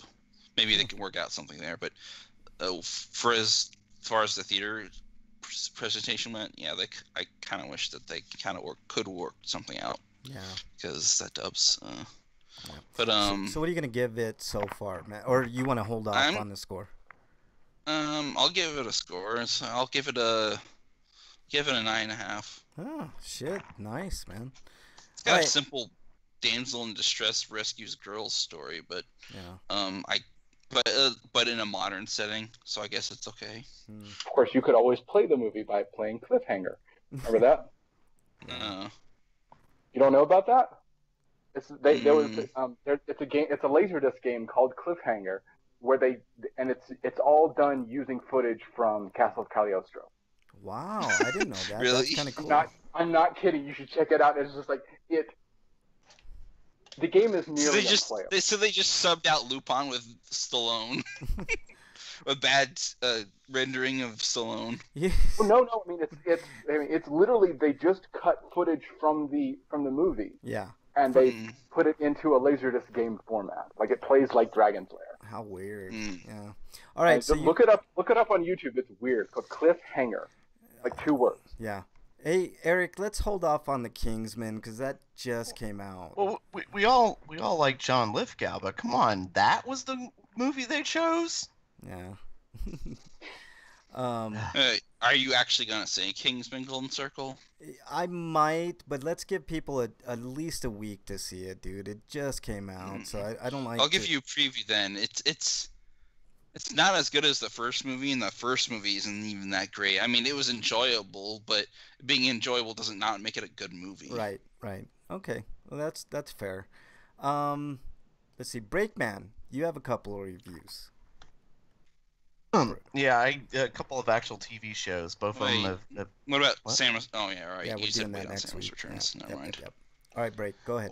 And the only reason I was bringing them up because we're getting close to October, and we've been talking about a lot of horror stuff, and we'll be talking more about it. And I've watched 2 horror shows I've been watching for a while, and they both ended. And I can recommend one, and I can't recommend the other. Yeah, I know where you're going. Comes down to. Yeah, I know where you're going on this, but go ahead. Oh, you do. So you've seen both of these shows? I have. I have not seen the last season of The Strain, but I hear mixed things. So, go ahead. I'll chime in. Well, maybe we disagree. I don't know. We'll find out here. Possibility. I don't know when the one ended because I was watching on Netflix. I didn't watch it on Showtime when it originally aired. But Penny Dreadful. Yes. Basically, it's based on horror comics of the 19th century, early 19th century, or I'm sorry, late 19th century. Yeah. Which is like Dracula and werewolves and stuff like that. Yeah. So what this TV show does is it takes the legends of Frankenstein and his monster and Dracula and Werewolf in London and stuff like that, and they kind of mix them all together. Yeah. Okay. Now I'm assuming you did not like Penny Dreadful, right? Penny Dreadful was a mixed bag, and I did watch it to the end. I was interested enough to watch it to the end, but this is definitely the show I would not recommend of the two. I see. Now I'm the opposite. I would recommend Penny Dreadful and not The Strain. Now the reason I would recommend Penny Dreadful is because I actually thought that they did a pretty good, accurate job of the way that you kind of view those monsters. The only problem that I had with Penny Dreadful is they didn't have enough time in the 3rd season to kind of. Because it's only 3 seasons, you can binge watch that in no time. But and The Strain is the other one, and that's only 4 seasons. Yeah. But to me, Penny Dreadful is a good series. I think if they would have had another 1 or 2 seasons, they could have made it a lot better. But that was the creator's choice. He wanted to end at the 3rd season. No. I went and looked it up. I was reading about it. This was his choice. No, I read in depth about that series because I used to do another show dealing with a lot of these horror stuff, and I read about Penny Dreadful, and I know what the creator of that series said. But what it really came down to was he didn't have the budget, which is a shame because that's pretty much the thing with all series. Like the budget keeps going up every season because you have to up the stakes, and you have to have bigger set pieces, and you have to pay your actors a little bit more to stay on, and all this. Yeah, but this show had a lot of mixed bag and a lot of stories that didn't go anywhere. Yeah. Like for instance, Dorian Gray. Why was he even a part of the story? See, now that's the thing. Like, if they would have had another season to delve into that there was a whole interesting world brought up with Dorian Gray. There was but they had 2 seasons before, and they spent a lot of time dwelling on things that they shouldn't have dwelled on. They could have. Look, it could have been done, but they just never got around to it. What happened that's on the creators. Yeah, what happened was there was too much time devoted to certain things and not enough time devoted to what you're talking about, and that's what I'm saying. Like the original vision for Penny Dreadful was based on those little books, those Penny Dreadfuls they used to call them, and each one had a story arc. And they didn't have time proper time to finish Dorian Gray's story arc or the female Frankenstein or all these intricate. I just called her Living Dead Girl. Yeah, Living Dead Girl. I thought that was the most appropriate name for her, yeah. personally. Yeah, no, that's an apt title, but no, I like Penny Dreadful quite a bit. I wish they would have had a bigger budget and more time. There are points of it I liked, but the way the show ended was just absolutely terrible. Yes, I totally agree with you. I couldn't agree with you more. That's the ending is the main reason I could never recommend it. Like, yep. you don't want to get into it for the show to end the way it does. Like, that's just no. No, I totally agree with you, but again, that's because about midway through the third season, the guy was told that he wasn't going to get the budget for the that the fourth season wasn't coming, so he had to cram everything into like 3 or 4 episodes, and it definitely showed in those 3 or 4 episodes. I did like the way that they ended Frankenstein's story arc, so that was cool. But other than that, for me, it's a 7 out of 10. I thought it was above average, had a good budget, but there are a lot of like weird oddities in the show. Like, there are some really weird sex scenes in it. Yeah. Yeah. For instance, like what is that? There's a 3-way where everybody's covered in blood, and they're just it's it very a little bit artsy. on the weird side. I liked it, but I can see where some people would be turned off. Now, what are you giving Penny Dreadful?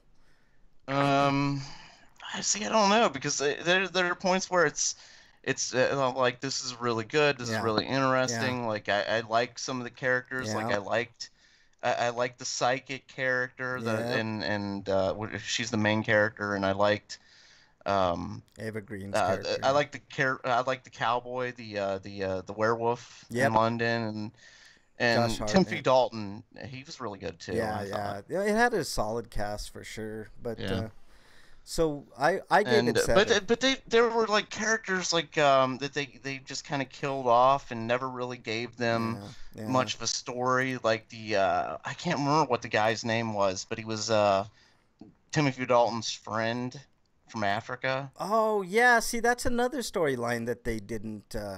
And you were saying that happened in the third season. They got that information, but they killed him off in the second season. No, I know, and they never gave him like.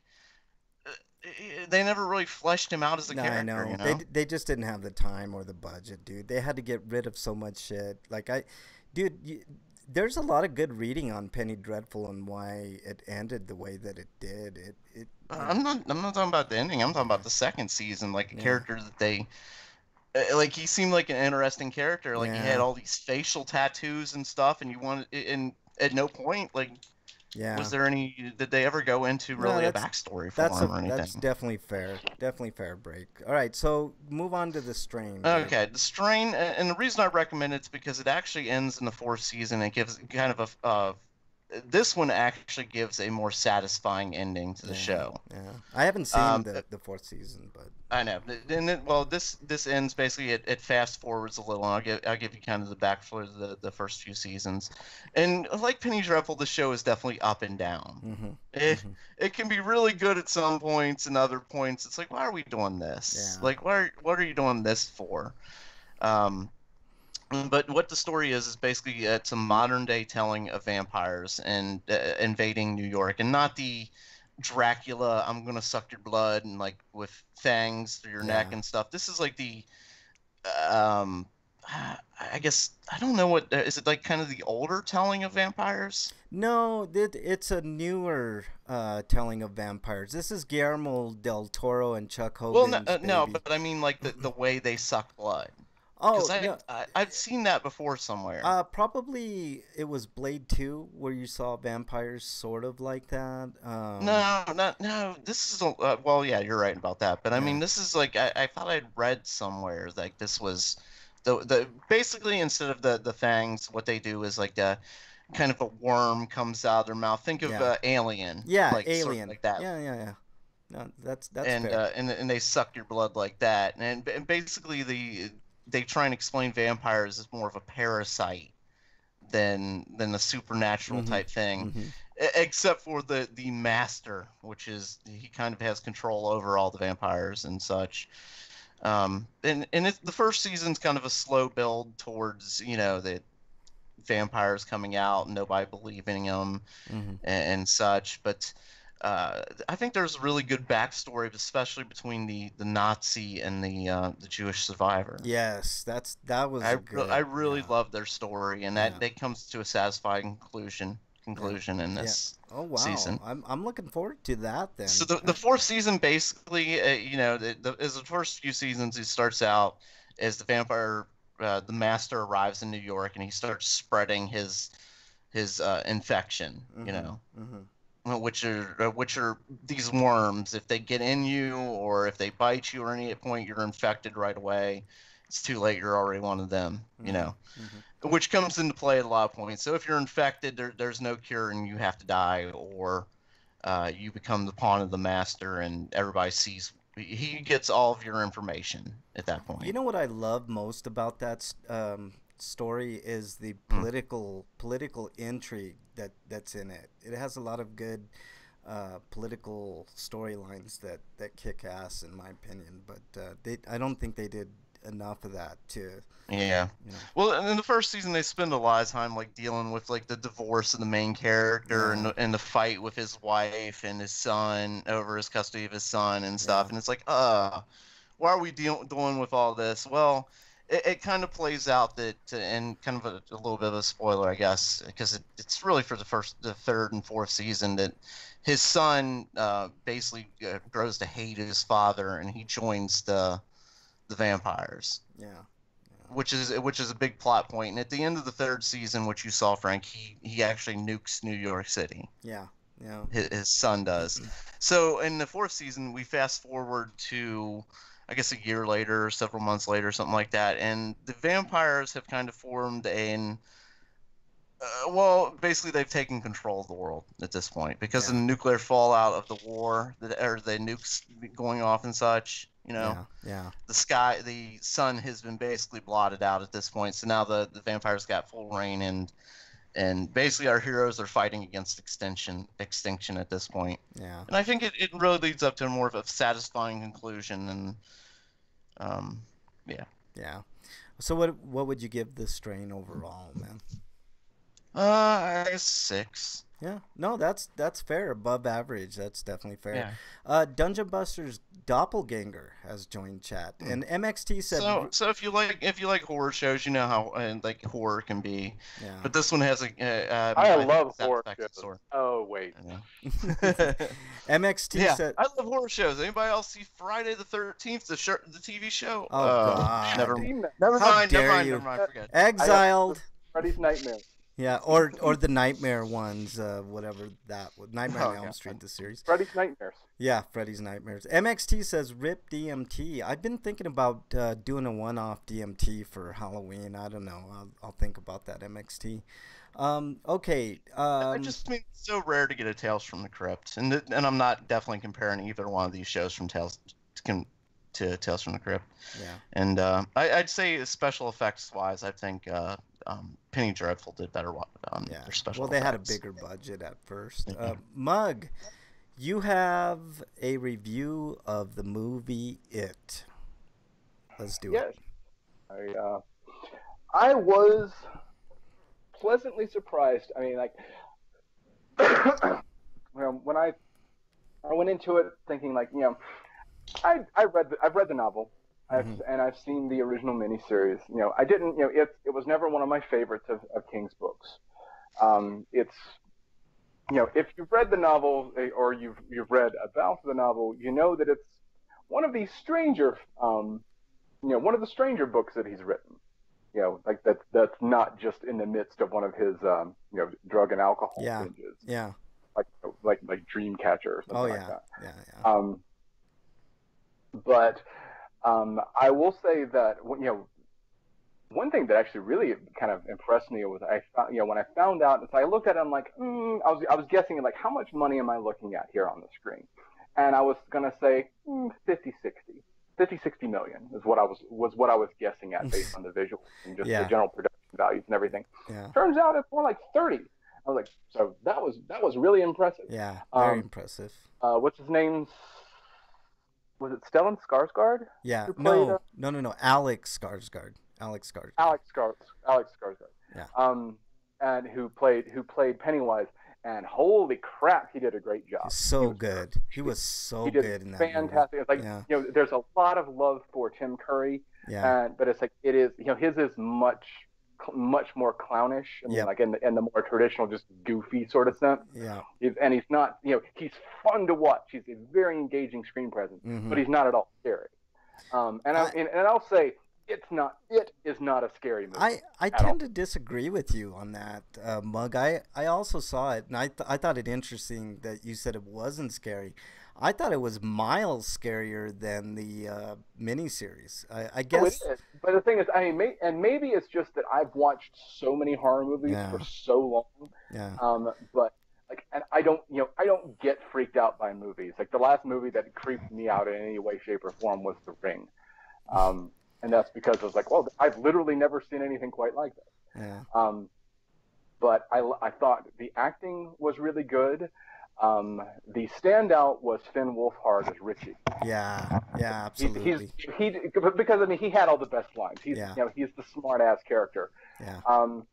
There are certain bits where the movie feels really abbreviated. Yes. Yes. The characters, like the Jewish kid who's like the names are failing. I think, and the black kid, I think his name was Michael. Mm-hmm.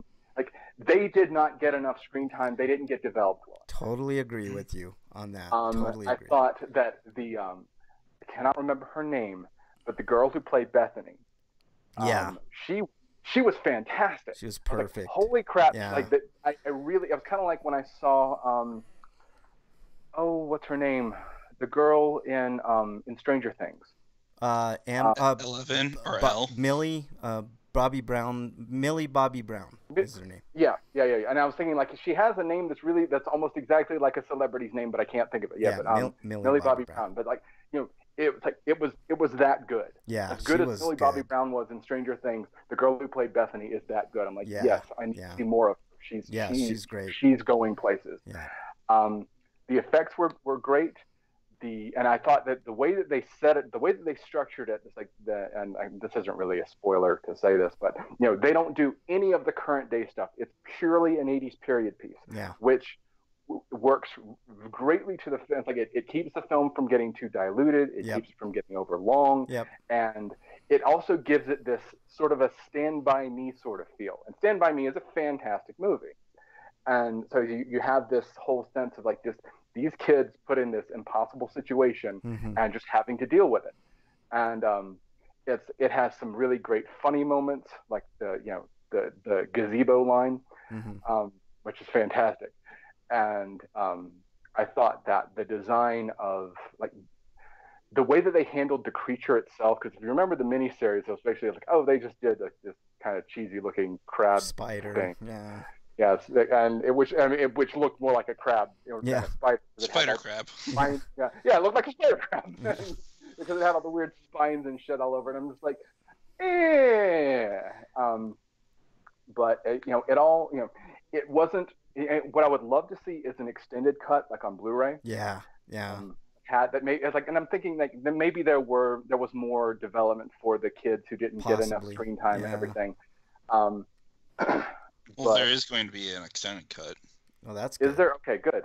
That's that's good, as I'm interested in. Like that, it is a movie that it is it might be the best Stephen King adaptation I've seen. I think it is. Just in terms of like being true to the original and still being enjoyable in its own right. It's like you look at like Kubrick's The Shining is kind of like no pun intended, the shining example, but it also took fuck kind of liberties and doesn't really a lot of resemblance. And Stephen King famously hates it. Yeah. No, but I love that because movie. it took a lot of liberties. In fact, what the main liberty it took that really pissed him off is that it killed his hero. Yeah. Spoiler alert. In the book, the one character's supposed to be a hero, but in the movie they kill him really quick. Yeah. So. Yeah. And I've also seen the miniseries, which is much closer, which stays much truer to the book. Yeah. And it's just like, it's okay. Yeah. It's I like, I didn't. didn't I hate didn't it. like the Although miniseries. the kid that they chose to play Danny was just weird looking. He had like this weird, like, always open mouths. And it's like his lips always looked pursed, and his mouth was literally always open, and it's just like, that's really distracting. Yeah. So what are you giving? What are you giving it? The movie itself, I would say, it didn't hit all the notes, but it hit most of them. I would say, I'll give it a 7.5 out of 10. No, that's fair. I think I gave it a 9 because I actually thought it upped the scare. That scene that they show in the previews, it's not really a spoiler, but where they show Pennywise in the projector, I thought that shit was good. That reminded me a lot of Sinister. When I first watched Sinister, it scared the shit out of me. But you said Pennywise kind of looks like a hell beast from like some kind of a Lovecraft story, or like maybe he sort of resembles the creature from Stranger Things. Was Sinister the one where the monster looked like Darth Maul? No. What's that? Which one was that one? Insidious. You're thinking Insidious. Oh, Insidious. Oh, okay. Yeah, that one sucked. I was thinking, why do you like that I like movie? Insidious. I like the first one. Really? That one sucked. No, I like the first one. I can't. It's like, I've seen the first Insidious. I think, isn't that the one with the weird Darth Maul looking thing? Yeah. That's what the third one. Yeah. I saw all the Insidious movies. Yeah, I like them. I take them for what they are, just popcorn fun. But I liked quite a bit. But so the only thing I liked about the I was just gonna say, it was a very enjoyable movie. And I don't regret at all spending the money to go see it in a theater, and I will probably pick it up on Blu-ray, especially if there's an extended cut, which might make me might make me like it better than I already do. Yeah. But I was very pleased with it, and I do like that. They said, like, part 2 is coming. Like, so they're and I was like, that's brilliant. It's perfectly structured, and I'm really looking forward to the follow-up. Yeah, me too. I think the next one's gonna be even better if that's even possible. But I have a review for a movie called Mother, and I was taken aback and surprised. The trailer doesn't do the movie justice. The trailer makes you think that it's a pure horror movie, but it's basically an allegorical movie, meaning a bunch of things. But it was scary, but not scary in the way that I think the Mother trailer is one of the best trailers I think I've ever seen in my life. I kid you not. That trailer was so suspenseful and eerie and atmospheric. And in one respect, I was disappointed when I went and saw the movie, but in thinking about it, I think Mother is a great movie. It's Aronofsky. He did Requiem for the Dream, so you can kind of think of imagery along those lines. I hated that movie. Is it like Kiss the Sky weird? No, like, it is weird. Apparently, vampires kisses. Requiem for a Dream was such a fucking downer, man. It is. God. It is. Yeah, it's like the thing is, I've never seen that. It's good. It is. I have a phrase that I use to describe that movie. It is an amazing film. Yeah. It is the best film I have ever not enjoyed watching. See, that's how I felt coming out of Mother. It's probably one of the best movies I've not enjoyed at the theater. Like, honestly, like that, it couldn't be better. Like, I love this movie, but it's not something that I can, just it's like watch. Like Requiem for a Dream. I watched it and I was just fucking Ellen Burstyn in that movie. She was great. Yeah, she is. Didn't she win an Oscar for that? Because if she didn't, she should have. Requiem for a Dream should come with a box quote saying, "This movie feels like getting kicked in the balls." That's kind of the way I felt about Mother. But Mother was powered by great performances and some striking visuals. That there's one scene in particular that I know will stay with people for a very, very long time. It is shocking, an event that happens in that movie, but I think it's a brilliant movie. I want to check it out. I might do that tomorrow. It's great. I might go see Ninjago tonight. Oh, Ninjago, the Lego. Okay, I've never watched the Ninjago TV show. I saw the Sure. Rotten Tomato The reviews, and they're previews for that considerably look lower hilarious. than Batman Oh, and yeah. the it's first Lego movie. It's getting So I was like, panned. maybe I'll just wait for Redbox. Yeah, just The wait. Ninjago previews look pretty damn funny to me. It's based on a terrible TV show. Yeah, yeah. I've never seen the TV like, show, the thing and is, I have like, no It's interest. just itself based on a line of toys. I've never seen the show. I've never played with the toys. I don't really know anything about That's kind of a cop out because most cartoons are based on toys. Yeah. I mean, that's the point of a lot of that's the point of about every action cartoon is to sell toys. Yeah. Well, Yeah. that's the MO, Creative. man. Ever since the Reagan administration deregulated that shit. Yeah, yeah. Mother, I'm gonna give a solid 8 out of 10. I can't recommend going to the theater to see it, but man, you got to see this movie. I can't give you any more than that. That's about the best I can do for Mother, but I thought it was great. All right, let's move on. Dungeon Busters in chat says cartoons based on toys. Get out of here with your logic. Yeah, exactly. No. We don't do logic on this show ever. Dungeon Buster knows that. We're not logical on this show. All right, Well, let's from go. what I hear, most of the complaints revolve around how most of the movie's humor feels like it came out of a joke factory, but all the jokes are faulty. Yeah. Let's see. Stinko's Yeah, there. as long as it makes me laugh a lot, I think I'm okay with that. Yeah. Yeah, I mean, like the previews made me laugh, so I was like, as long as all Yeah. the good jokes aren't in the previews, then I'll be fine. Yeah. I saw like the first preview for Ever, and I was like, Mm. I'm not There's sure. nothing. I don't Yeah. think there's anything wrong with like a comedy that just it's not anything but just funny. Yeah. Yeah. No, I Like agree. American Wedding comes to mind. Like that's not a good movie, but it's fucking funny as shit. Oh, it's Well, like it's kind of like the way I look at it, it's like Lego I don't think Lego Batman was nearly as good as the Lego movie, Right. but yeah. it was funny Yeah. throughout, and it's Right. almost a little, like one of the things that I remember reading reviews for that was that like the jokes were so nonstop that you tended to miss some of them, Yeah. Yeah.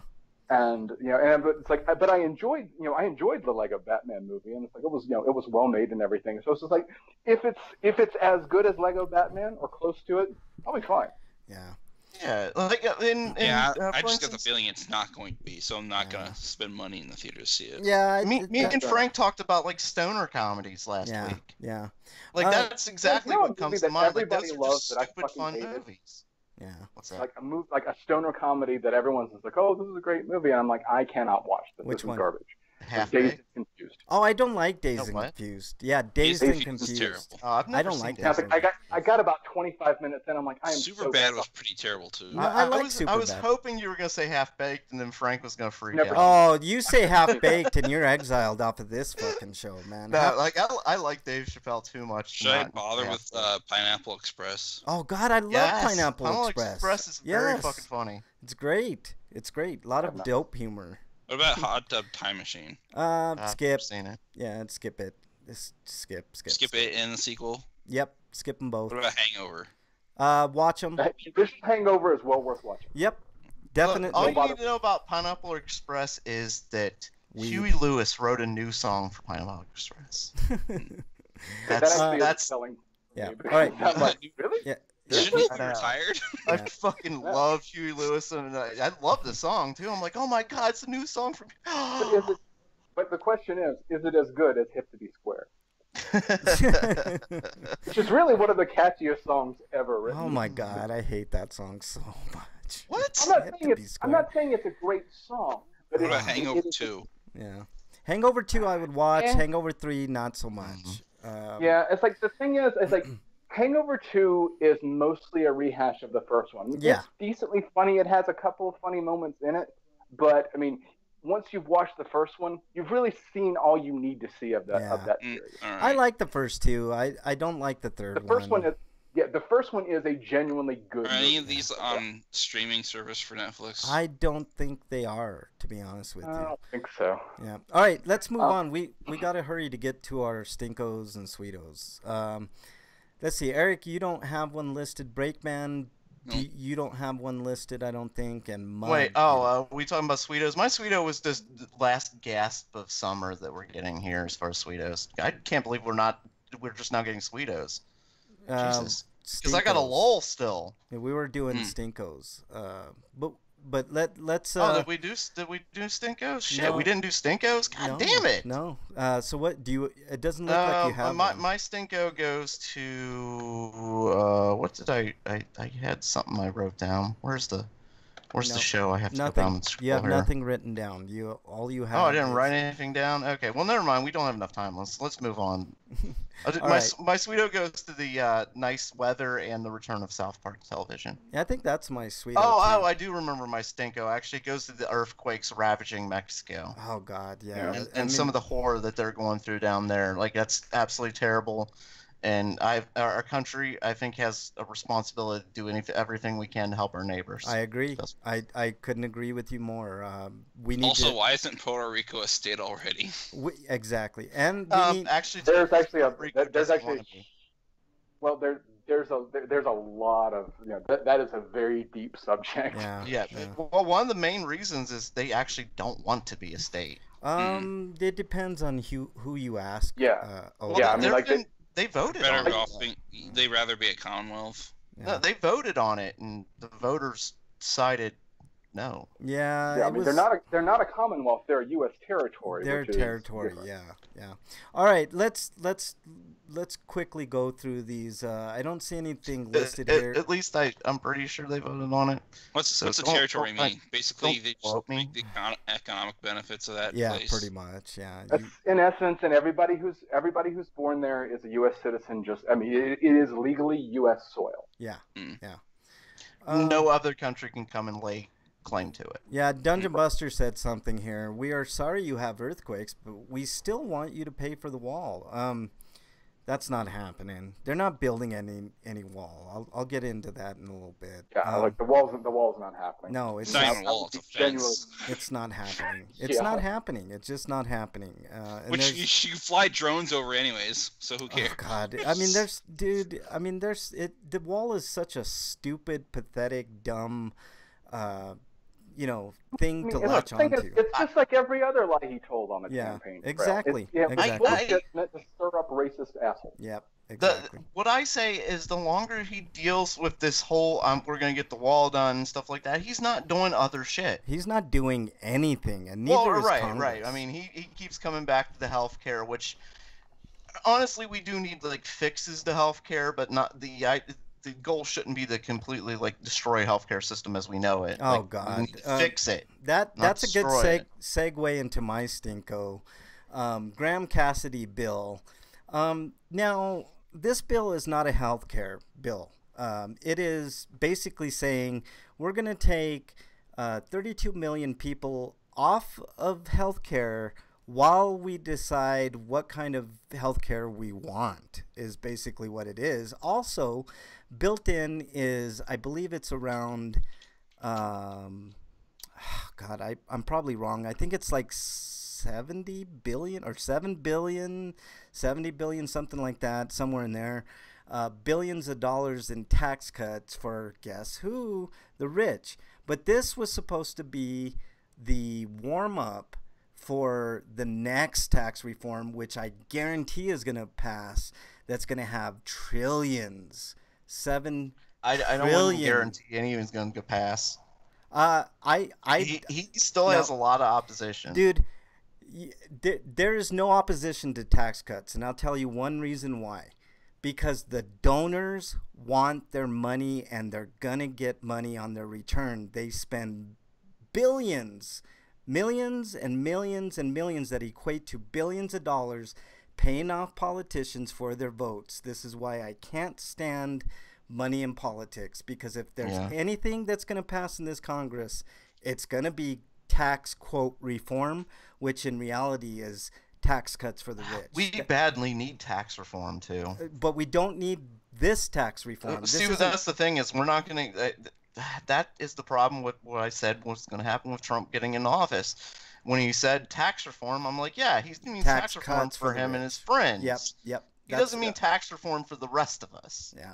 No, I agree. It's not reform. It's tax cuts. We badly need tax reform. It's fucking ridiculous. When you hear tax reform on the news, whether it's Fox or CNN or any of the mainstream outlets, it's tax cuts for the rich. That's I wish the media had cared when Obama talked about Obamacare, like as much as they're protecting us with Trump care, you know? Yeah. They're saying this is what the problem is, but when Obamacare was going out there and he's saying, you know, this is what you're going to get, like you're going to be able to keep your doctor and stuff like that. He's Nobody full of questioned shit. him. He's full of shit. I know he was lying to us, and he knew he was lying, but he wasn't questioned. Yeah. But like because the media doesn't like Trump, they're going after him, and I'm not complaining about that. But I'm saying they need to go after everybody. Nobody or ever. We're just going to keep getting fucked. Nobody ever asks the hard questions on mainstream media anymore. Like, they never ask, well, in this bill, let's talk about the policy. In the policy, you're cutting this. They never talk about that. They always say... Well, the thing is, you get it on some... actually, that should say that you never see the hard questions being asked outside of print journalism. You're never going to see it on any of the news networks. Well, you don't even see it in print journalism, and there's a reason for that. Like those media companies, like the Washington Post has a $600 million deal with the CIA, so they're not going to tell you the truth. The New York Times, same deal. They're owned by a mega donor. Like all these people are big time donors to politicians, and that's why shit can never get done. Nothing ever gets done because we're tied to politicians that are beholden to donors and not the people, and that sucks. Dungeon Buster says we don't need Reaganomics Part 2. Trickle down economics is what he's talking about, and you know what trickle down economics does? It trickles on people. It doesn't trickle down to people. It trickles on. The thing is, it's like the thing is, it's like I remember. Well, you just watched The Sopranos recently, so you might recognize this line. Yeah. But it was a line that Tony Soprano said to his crew. He said, "Shit rolls downhill, money comes up." Yep. Absolutely, dude. That is trickle down economics in 2 sentences. Yep. No, I there's no question about it, man. It just doesn't work. Like it's been proven time and time again. I think the reason that we're so desperate as a nation now to bully other countries and to, do all these type of things is because we're running out of money. Half of this country... Well, I mean, it comes down to people struggling. If people weren't struggling, if they didn't have a reason in their lives to hate, Yep. No, you're right. That's where most bigotry comes from is... other than being, taught and passed down, it comes from you see, like, on television, for example, you're watching television, you see people are better off than you, or you're watching Fox News and you listen to that shit. Well, the thing is, like, you have you have people being fed this narrative. Like, you have the average you have the average person in, lower middle class or lower class, and, I've been at various points in the economic spectrum, at various points in my life. I mean, I've spent many years of my life in positions where it's like, can I afford this? No, it's $5. I should save it. Mm-hmm. Yeah. Mm-hmm. And I'm not talking about, like, can I afford this, this fast food meal? I'm talking about, can I afford this staple food? Yep. No, I've been there too, man. I've also been in positions where it's just, I have plenty of money in my bank account. I could go out and what's interesting about that is, like, having when you're so used to not having money, having money in your bank account, it's like, well, I shouldn't spend it because I might need it. Dude, I feel you, man. I'm in that boat now, man. If I see money now, it's like, whoa, holy shit, I've got $20, Damn, I could live. Frank wrestles homeless people. He sees them holding out of like a tub or something with some change. How dare you? He's like, hey, look at that! Sucker punches them. The secret truth that Freak has been dying to know for all this time is that RPGrinders originally started as an episode of Bum Fight that Frank showed up on. How dare you? How dare you? You son of a bitch, man! How dare you? RPGrinders is a Bum Fight spinoff. Yeah, yeah, exactly. The dirty truth has been revealed. How dare you? It's been repealed. Look. It was actually Out of the Chute spinoff. Yeah, Out of the Chute spinoff. There you go. Honestly. Out of the Chute too. Bum fights. How dare you? No, there's one other thing that's been bothering me, and I don't know if it bothers you guys, but anytime a white person is arrested for something, they're always clean cut, right?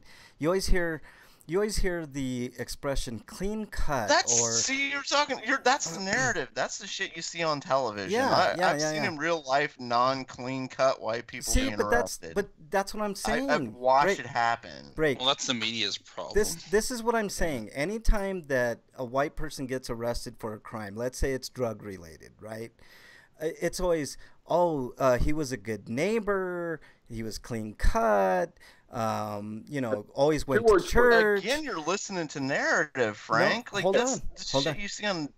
Hold on. Well, no, I mean, I think that's the thing. He's not saying that, this is he's agreeing with you. Is my point. Right. I can sum it all up in two fucking words. All right. Brock Turner. Yeah. Well, if Brock Turner had been black, that entire story would have played out very differently. Oh, dude. Okay. Yeah, this is what I'm saying. Okay, it took me. I was trying to think of who that was. Okay, I remember. You're definitely right about that. Okay. By the way, speaking of him, did you see that his picture is next to the definition of rape in like a college textbook? Yeah. I love that. Here's the deal though. When you see somebody like Philando Castile, for instance, when we saw the narratives take place, you talk about narratives, Breakman. I didn't talk about narratives. Did I? Yeah, you were saying. I don't remember. You brought it up like 4 times. Yeah. How dare you? All right, my bad. No. But the narrative with black people or people of color is always, well, what did he have in his past? Was he a criminal? He had a rap sheet, blah blah blah. But about that. It is exactly like when women bring up rape allegations. Yeah. What were you wearing? Yeah. What were you wearing? A low cropped dress? Did you have a mini skirt on? I mean, it's the same shit. When you see these narratives on TV, I think there should be a standard for media when they cover things. Cover them for what they are. If somebody committed a crime, they committed a crime. They're not clean cut, right? They're not. Right. They're not the nicest of people in the world. So let's just call it for what it is. And on the other side, if somebody commits a crime on another person, I don't think it's incumbent upon us to know if that person was a criminal. Who cares? The crime is what the crime was, not what that person did in their past or what you think of that person. It's only relevant in the process of the justice system, because it's like if there's a pattern of criminal behavior, that's relevant to the case. No, as far as like media coverage goes, it's like I think that's a big problem too, is the media's access to a lot of trials. But at the same time, you want the media access because of all the corruption in the courts. Yeah. No, it's like a catch-22 that you can't. The problem is less the courts than it is the media in this sense, because it's like anytime if a black person is arrested, or let's go beyond that. When a black person is shot by a police officer, the immediate thing is like you see all the the right-wing media outlets going on like, well, here's why this person was a bad guy and probably deserved it. Right, like he was dealing drugs. He had a couple of arrests for speeding violations. There were like 5 arrests for no license and shit like that. Yeah, as opposed to Brock Turner, what was the media coverage? His swim times. Yep. I mean, it's unbelievable that I wonder if that was as quick as his rape time. It's so weird. Like we that can't. Joke's a bit rough. I'm sorry. No, that's fine. No, I mean the thing is, that's not a rape joke. That's a making fun of a rapist joke. Yeah. No, I know, it wasn't as funny as it was in my head. I just find it kind of appalling that the media always does this, and I don't understand why they don't change it. And the best answer, And the quickest answer, and probably the most truthful answer, is because there's a lot of racist pricks involved in media, and there's a lot of racist pricks involved in politics, as it's bearing out right now. And I think the racism is coming from the top, usually, in the ownership. People who are deeply invested in maintaining the status quo. Yeah. Absolutely. No question about that. Democrat or Republican. Remember what I said about tax reform? Remember this conversation in I'd say about a month's time, because Democrats and Republicans will come together for one thing: tax cuts to make for the more rich. Money. Right. And that is the only thing to ever agree on. If it benefits both parties, if they can both make money. Yeah. Frank, you were 100% right. Yeah. No, watch. I'm telling you, they will pass tax reform by the end of this next congressional session. I'd imagine before they go on their holiday vacation. Yep. Which is another total bullshit thing. They get how many months off? 4 months a year? Oh God, it's ridiculous, man. It's disgusting to talk about Congress, man, and the amount of money that they waste. I mean, just look at that. Who was it? Tom Price using those jets for personal use. God damn it! Oh man, that shit pisses me off. See, it's things like that, and Democrats are just as guilty as shit like that. So. And one of those things that really irritates me is they're always quick to point it out there's like, look what they did over here. Look what he did. Like to me, Congress acts like an elementary school. Yeah. Yeah. Or maybe, you know what? I'd say not elementary school, because that's not fair to them. I'd say like a middle school, because they're a bunch of horny perverts too that like to rape children and shit like that. So like it's like a middle school. Yeah. It's horrible, and we're not saying middle school children like to rape. Wow, that's not what I meant. My bad. Thanks. No, I just think that's not what I meant. No, I know that's. Not you know what I you meant. Like it's immature children. Yeah. Acting immature because they don't know better. Well, they know better. I can understand with kids doing it, but with fucking grown adults. Yeah. No, it's dude. I'm telling you. The thing is, they are children. They're just old children.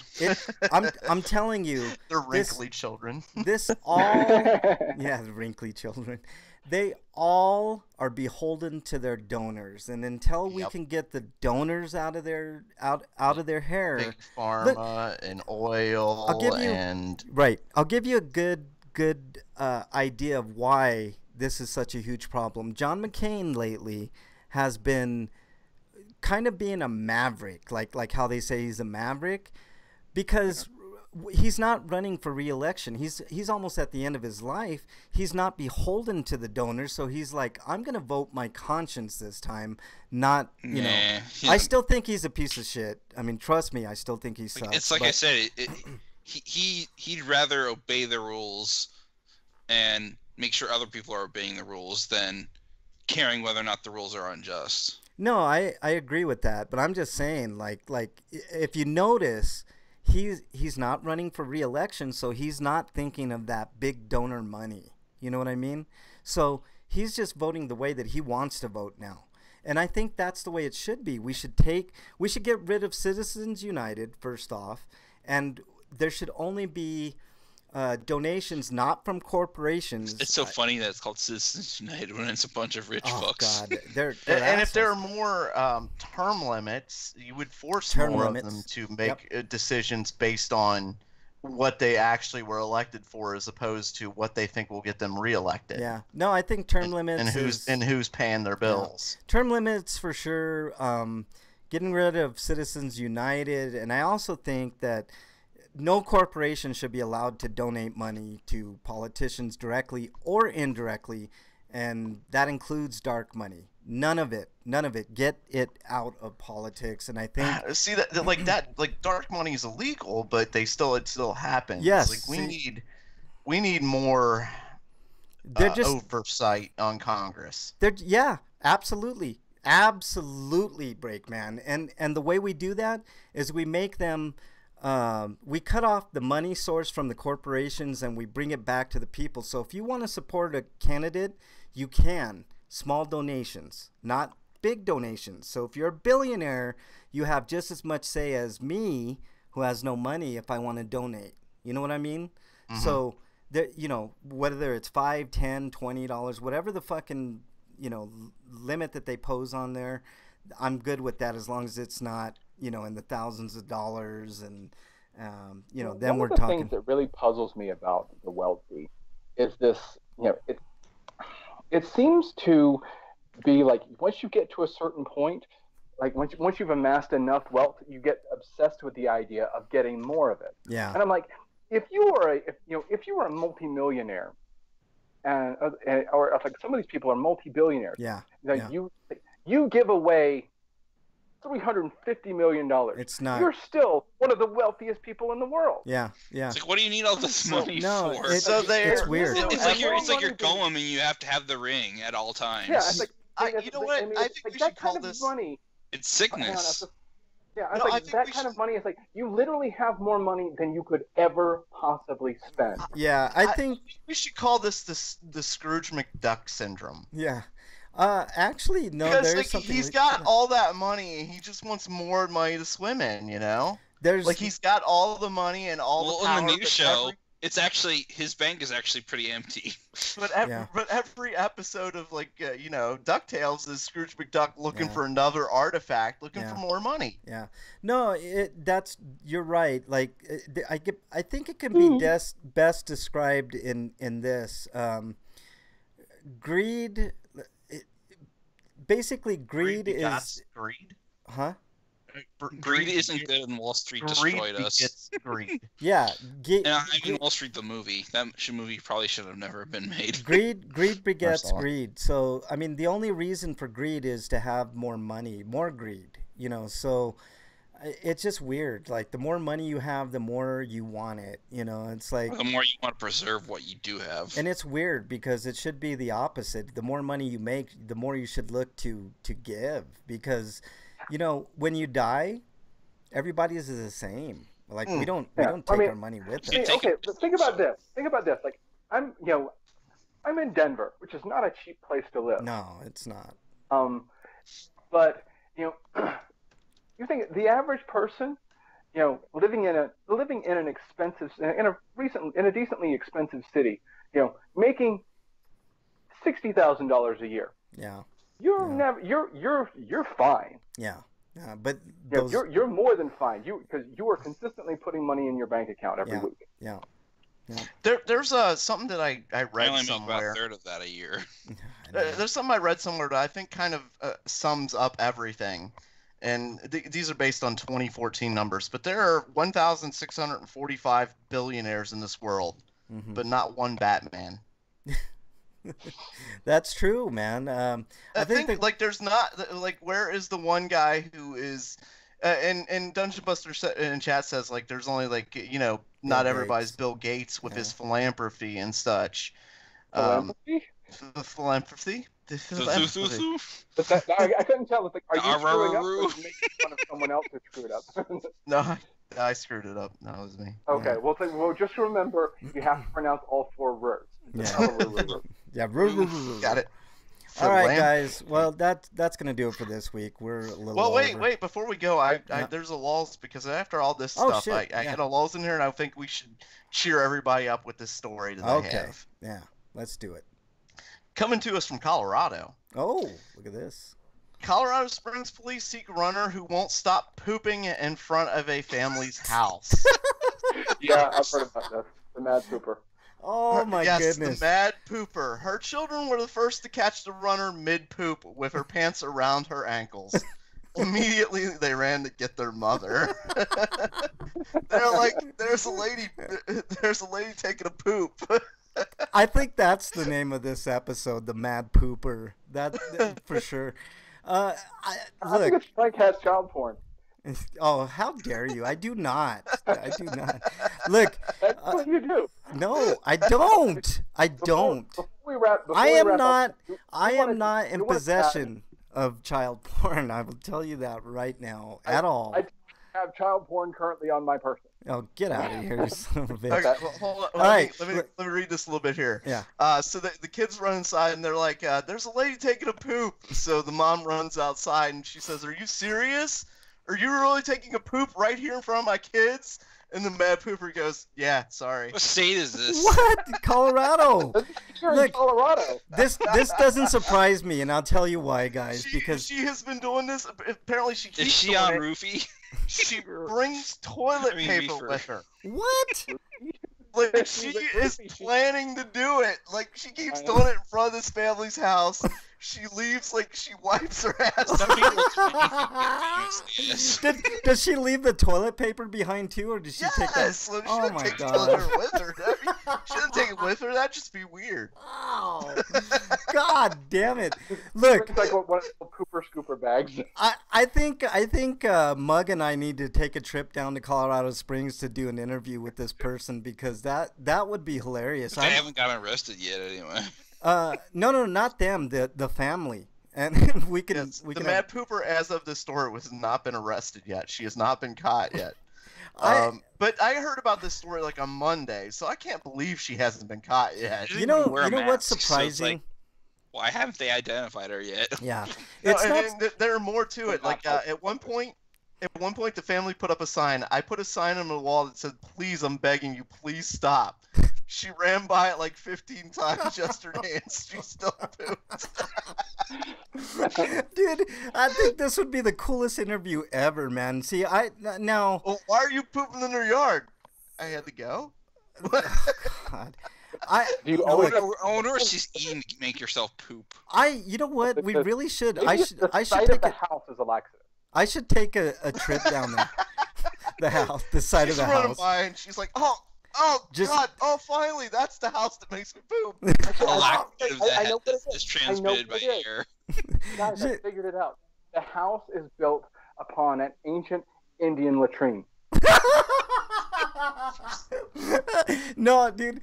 It's seriously like we should go down there, dude, and like do this interview with the family. And if the person ends up coming by, like do an interview with her while she's pooping and take video of it, and be like, why are you doing this? Like, why are you pooping on these poor people's lawn? And get her reaation. I had to go. What? Why is everybody acting like this is weird? I had to poop. Before we go, I did want to comment on one thing that I thought was funny this week. Yeah. And was the fact that everybody in America now knows what the word dotard means. Yeah. Dotard. Although actually that's not entirely true because everyone's thinking like it means senility. It's like no. A dotard is someone who is in his dotage, which means old and weak. It doesn't actually have anything to do with senility. And before you come up with the Frank jokes, that word describes Donald Trump to a T. Like I wasn't thinking of any Frank jokes until you said that. How dare The you? thing is that Frank is a different kind of tard. Okay. How dare you? How dare you? We're supposed to be politically correct on this show, Mug. No, and- wait, whoa! I didn't get that memo. How about this? He's a tard, as in he's an old fart. How dare you? Yeah. It's like how about this? I can be both political and correct. No, you can't. You're neither. You're neither political. I am both political and I'm correct because you are quite the tard. You're definitely a hole. That's what you are. You are definitely you're not even a dotard. You're a dotard. Oh God! How dare you? If he's the a-hole, or are you the whole A? Oh God! You guys. What if Frank's really the mad pooper? How dare you? I am not the mad pooper. I think it's MXT. Frank's like, I am not the mad pooper. I am so constipated I haven't shit for weeks. How dare Really? you? MXT in chat says he bets Frank cross-dressing. That's Oh, interesting. You both accuse each other. How dare you, MXT? I know I it's think you. this might be a tag team effort. I bet it's That's why they MXT. can't catch them. I bet. Xavier Torres can shut her fucking mouth, okay? How dare you guys? Look, And so I was like, I don't think this is a fake story because they've shown No. pictures of the poop Oh. with toilet paper. And Just tell me the and mad they- pooper's actually Ann Coulter. Oh They- God! They've been circulating pictures of her. They actually have caught this lady on video. They've kind of like showed her, So Squatting. this is unlike some of the stories I've been fooled on in the past. This seems to be a completely legitimate story. Dude, I wouldn't doubt it because Colorado Springs is a strange place, man. It's like it's Republican Central, man. It's I like think every place has weird people. Like, No. if you just pay attention, like you'll find stories of people doing weird shit Dude, anywhere you go. dude. You mean like that Ohio guy that fucked a inner tube or something? No. Look, I'm telling you guys, there's The inflatable pools. I can sum all this up in one thing. There are people who wind up in the hospital with light bulbs in their ass. Oh. I'm Without not it kidding. being cracked or being No, look. cracked? Yeah, Look. without it being cracked. And There they're is trying a- to get it out without shattering it. and Hey, causing it to everybody, look disappear. at this. Dude, I know. Colorado Springs is one of the weirdest, scariest, It's like a potato creepiest, light. ickiest places ever, man. It's I used to work there extensively, and it's super conservative. The focus on the family is down there.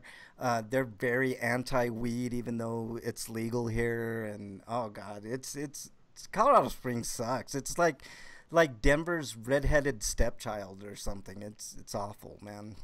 But anyways, I'm not a big I fan. thought we were being politically correct. What happened, Frank? Oh fuck that, man! Come on, Suddenly redheads are victims. you know how. Our targets. Wait a minute. What am I going on? What did I say? We're the most politically correct show ever.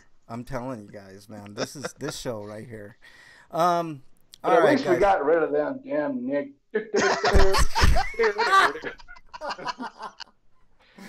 Look, I think we need to end Oh, on that God. note. Jesus Christ, Remember that man. episode? Oh man, I'm so glad South Park is back. Like, it's such a great show. Just It is. such a great show. South Park is pretty good, man. All right, Breakman, your plugs. You should watch South Park on Comedy Central. It's back. Literally a couple episodes in. Thought the last episode was pretty hilarious because it was making fun of our president for all of his tweeting. I gotta watch it, man. I haven't seen it. Oh I yeah, bet it's he amazing. yeah. You obviously know him and his back and forth words with Kim Jong Un. That is really like two 5-year-olds fighting. Oh God, man. They're sitting there playing GI Joe. One of them's Cobra, with others like got General Hawk, and it's like, no, you like What's my funny Cobra is- commander shot you. If No, we're General Hawk can't die. if we happen to still be on the thing air is, next though- week, maybe we might be in a Today- nuclear today- war. Today is the day the world's supposed to end. Yeah, it's Yeah, scary. at midnight apparently. It's I getting got it off by a day. it's getting I said it getting pretty yesterday scary. that. Well, All right, so we got Breakman's plugs. Let's go with Mug's plugs next. I don't have any plugs. Oh, I am- okay. I'm not dark. Because he told social media to Yeah. go suck one. Exactly. And I Eric, think you're right, rightfully so. Eric, your plugs, please.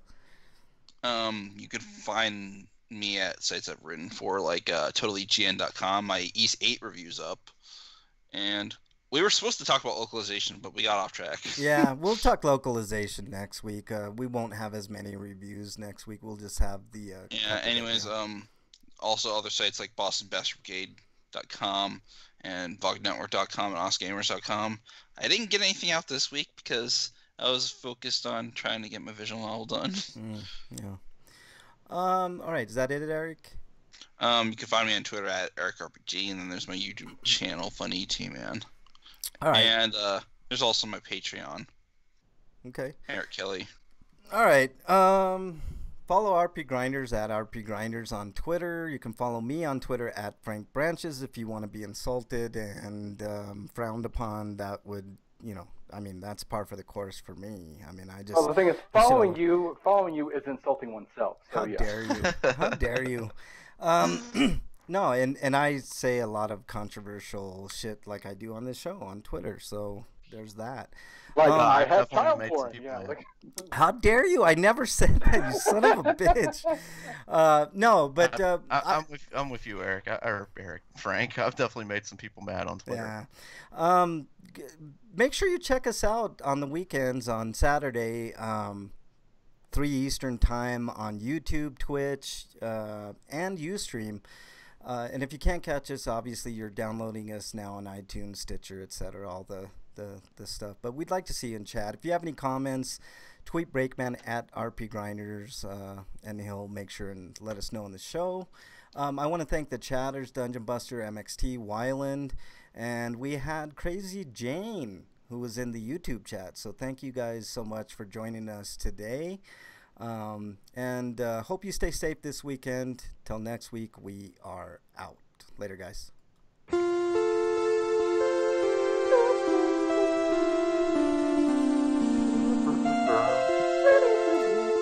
Man pooping.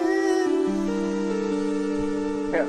Poop, poop, poop, pooping. Time to play Mr. Hanky's theme. Man pooping.